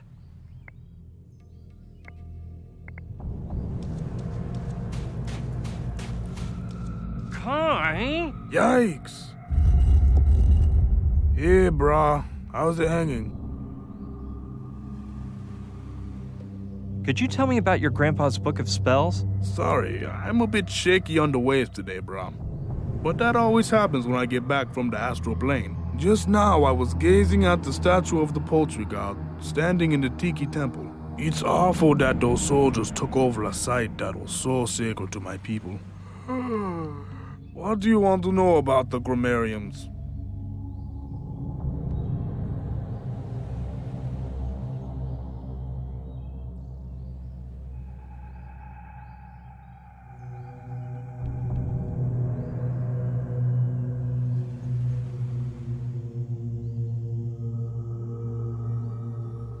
Could you describe your average grammarium for me? There's not like a general rule, brah.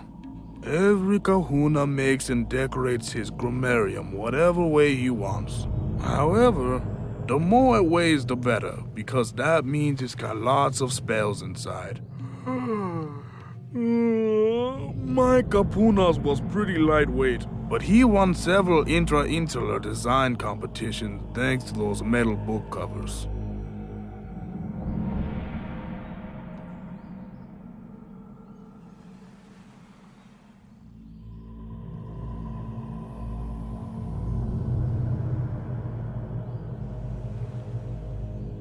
There's no special place where grammaria are usually stored? You never store grammarium, brah.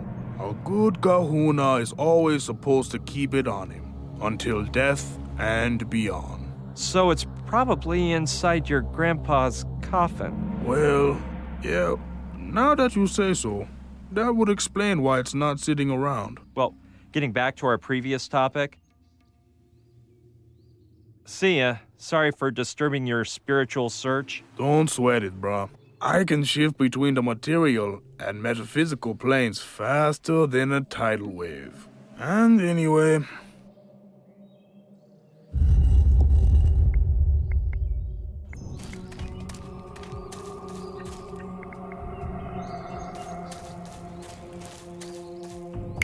Kai said the book covers were made of metal, and what better place than a grave to store it?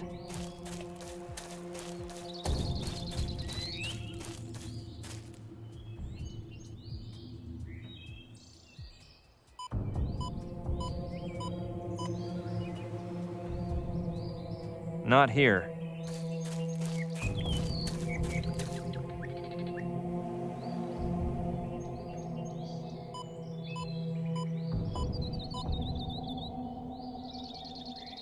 Here, neither.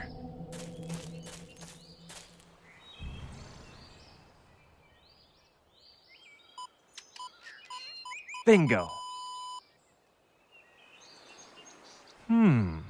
Looks like one of those fake body parts that seem to be a prominent feature of Kai's family may have set it off, but it's more likely to be his grandpa's book.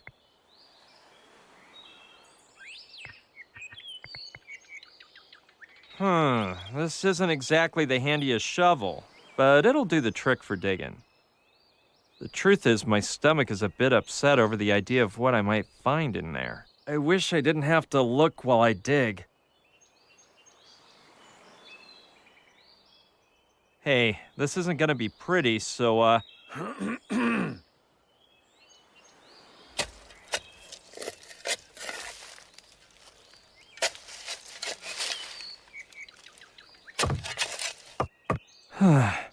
finally made it to the coffin.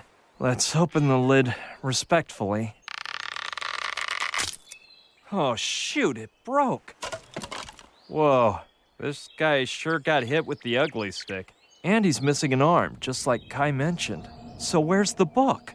I'm not seeing it. Oh, ugh. They must have placed it over his chest. But for obvious reasons, it gradually fell a bit lower. And now it's caged between several ribs. I guess it's time to operate.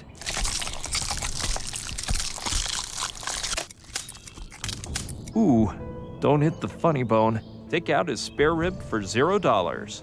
Well, the real prize here is getting Keeney's grammarium. Ugh, it's covered with maggots. Down, you beast! Okay, here goes.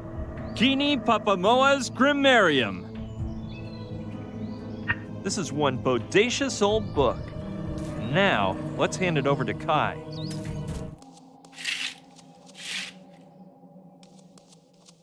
Wait a minute. If I don't give it to him, the parrot will die all the way. But if I do give it to him, he'll know I opened his grandpa's grave, and then I'll be in yet another mess. Well, I'll just have to risk it. Brah, I was just about to go looking for ya. My kapuna talked to me in my dreams and told me something majorly bad. His grave has been robbed and they took the book. We have to find the thief ASAP and give him what he deserves. Huh? Oh yeah, of course. I guess there must be some clue about who could have committed such an atrocity, isn't there? Yeah, sure. And I'm not surprised you're afraid.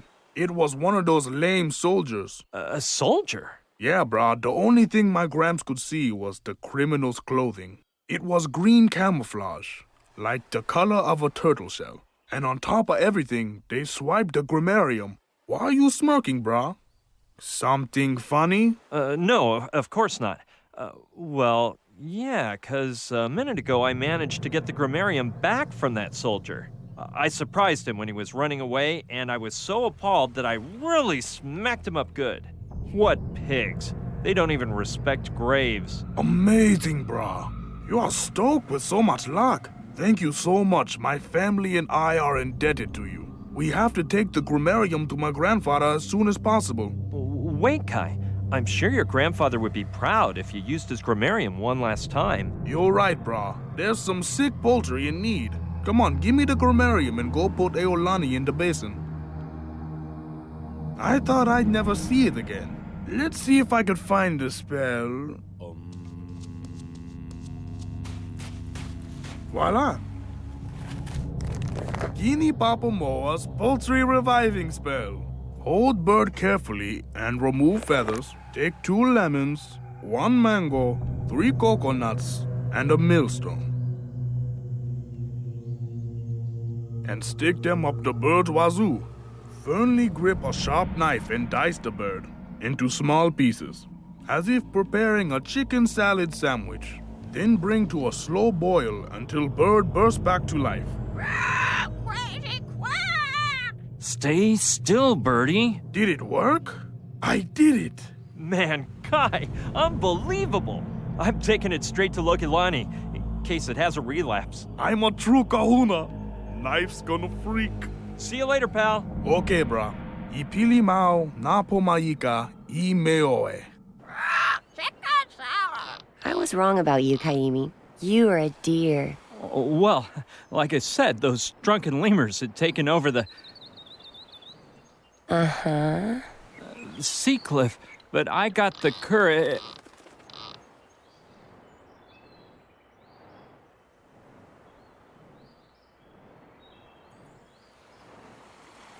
But Close your little mouth. Let's go to my place. Come on, Aolani.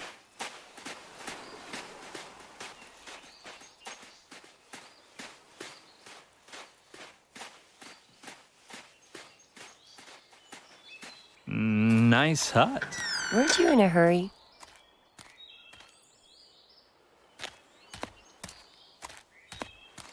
Okay, off with your clothes. My clothes? You don't think you'll look like a scientist in that, do you? Yeah, but why? Are you taking off yours? Shut up, silly, and come here. What are you gonna do? Chicken salad. No, I'm not sure if this is necessary. First rule of movie makeup artistry. The actor's face must be completely relaxed, and you are really tense. I know how to loosen you up, though.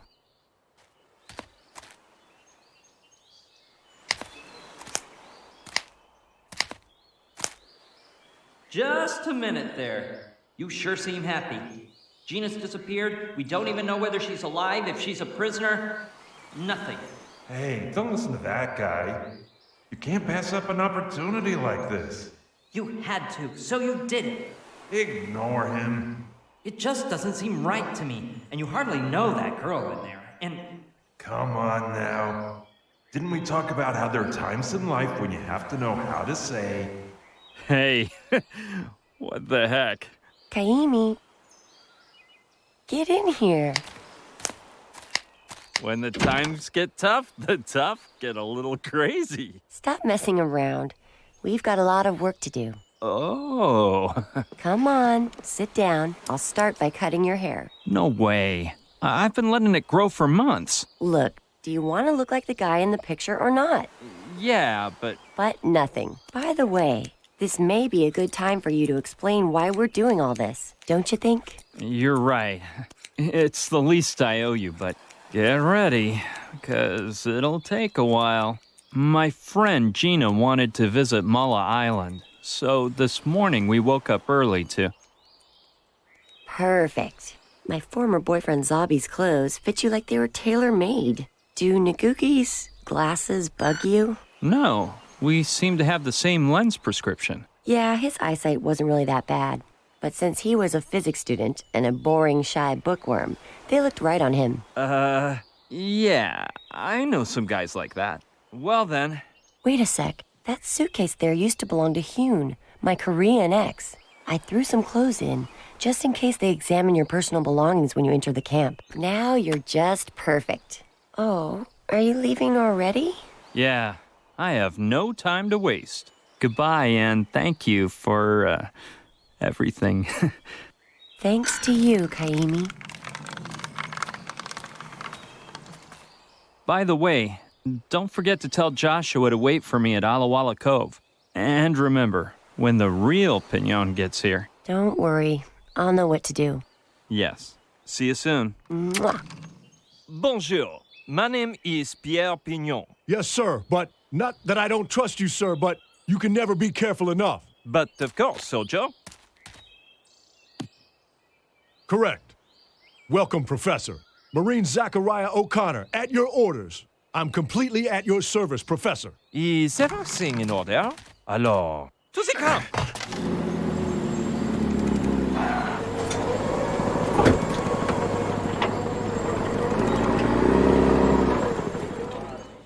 So, I finally managed to infiltrate the military camp.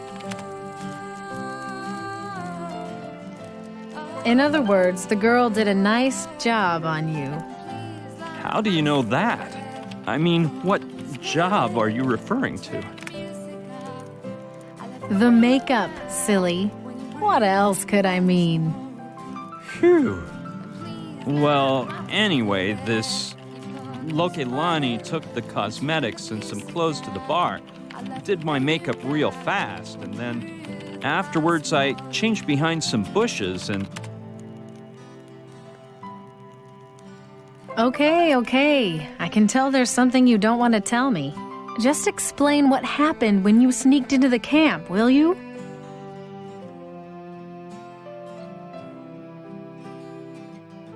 All right. It's a miracle I'm alive, Sushi. The whole thing made a 180-degree turn, and nothing had prepared me for what was waiting inside. What I did figure out fast was that they were desperately awaiting Pignon's arrival. No sooner did I set down the suitcase in my tent than O'Connor told me the colonel was requesting to meet with him immediately. I tried not to get nervous. If Kordsmeyer recognized me, my fate could be sealed. And when I got to his tent,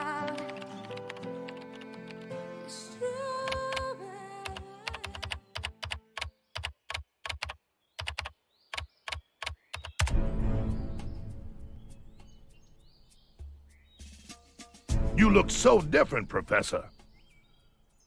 I didn't remember you being so young. You know, we French have the magnifique skin creams. Oh, you Europeans. Fancy a cigar? Havana's finest. Sent straight from Guantanamo by my old pal, Colonel Chesed. Merci, but I do not smoke. All the better for me, because I ain't got much tobacco left. My last shipment got dropped by parachute, but the wind blew it off course, and my men can't find it. You should to smoke un peu less, Monsieur le Colonel. I'm twice your age, Professor, so save your advice for the younger whippersnappers. Flower pot? Yes, my Colonel? Tell Chapman everything's ready. Send him in. Professor, I'm gonna put my cards on the table. They say you're the best contractor around since Simon retired. And if I remember right, you were his right-hand man in Operation Platypus Dream. Oui, now I remember. That was so funny. A jolly good old time you had, huh? Ha! Who could have known there'd be a rock slide right during the exchange? If they hadn't whipped out that amazing weapon. Simon already christened it as, what was it again? Oui, I began to remember. Truly magnifique. The NG-0. It vaporized those rocks instantaneously. That's what I call a weapon of mass destruction. Damn, we need one of those. Well, I do not know if I have one chez moi. Don't be silly, Professor. You're looking a bit too relaxed. I don't want you getting comfy.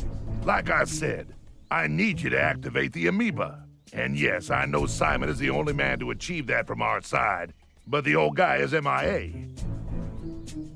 In summation, we lost all contact with our guests, which makes us believe there have been technical difficulties.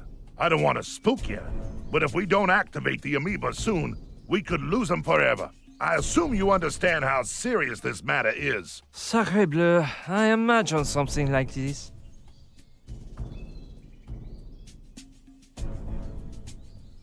I can't quite figure out your accent, Professor. Louisiana? Moi? But I am French, monsieur. Oh yeah, France. Great generals, the French. Julius Caesar, Napoleon, Don Quixote. Chapman, it's about time.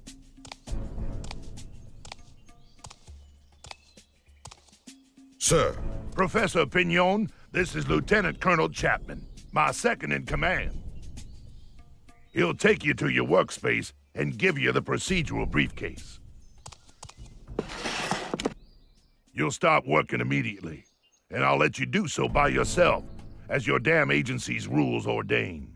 However, I'll be watching your progress up close, and I hope you bring me some good news soon. Open the amoeba, and everything will go just fine.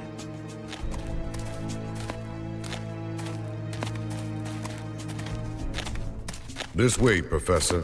Careful with the stairs.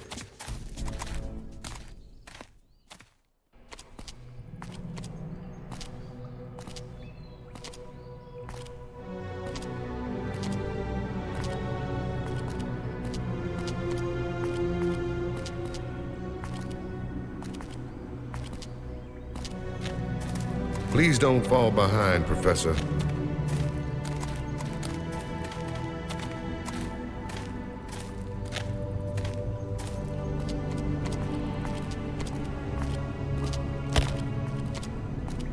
Okay, Professor, here you are. Ooh la la, c'est magnifique. This was the first room the archaeologists excavated. The public only had access to the Tiki Temple room, and they made this room into their center of operations. It's shameful the way we evacuated them out of there, and with no prior warning or reasonable explanations. We used to act with decency and honor. Ah oui, I remember, with the Major Decency. I'll leave the procedural briefcase here for you. Inside the computer on that desk is all the information gathered about the amoeba by Simon in the past few years, before his sudden departure. Anyway, I know you're aware of this, but let me insist about the catalyzing glove. As you know, the original was accidentally broken during the dream of the hippocampus. And the budget to make this replica was more than all the lunar missions combined. So don't forget, protect that glove with your life.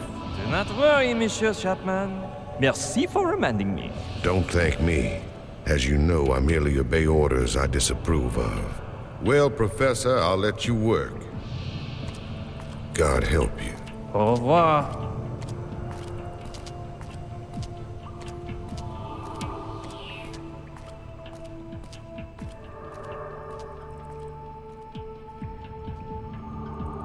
Bizarre présence, Chapman. Ils sont and has so many catalyzing gloves. Plus, he seem a bit paranoid, like he seen Codsmire. Hey, why do I keep using that French accent if nobody's around? Anyway, Codsmire's got another thing coming to him if he thinks I'm gonna sit here and open up amoebas. As if I had time for games. The important thing is I'm here, and now I'm free to roam around the camp, find out where they're holding Gina, and escape on Knife's motorboat full speed ahead. Watch out, Army. Here I come. I thought we had an understanding, Professor. When you open up the amoeba, you will be free to do as you wish. But in the meantime, your place is here, in this room. Oh, man. The thing is, I take the 15 daiquiris in the boat, and since there's no lavatory, I have the need of doing le pipi. Give it up, Professor. Even though I can see you perfectly, I can't hear you. No? And if I want to the 1-2 punch on the face? I repeat, I cannot hear you. So please shut your mouth and get down to work. Well, I guess this means he can't hear me.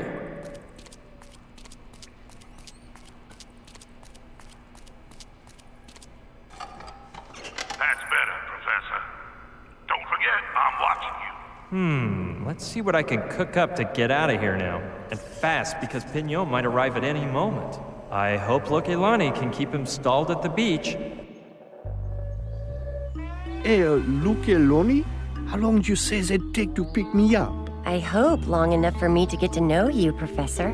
May I call you Pierrot? Yes, but maybe I'd better head for the camp on my own, no?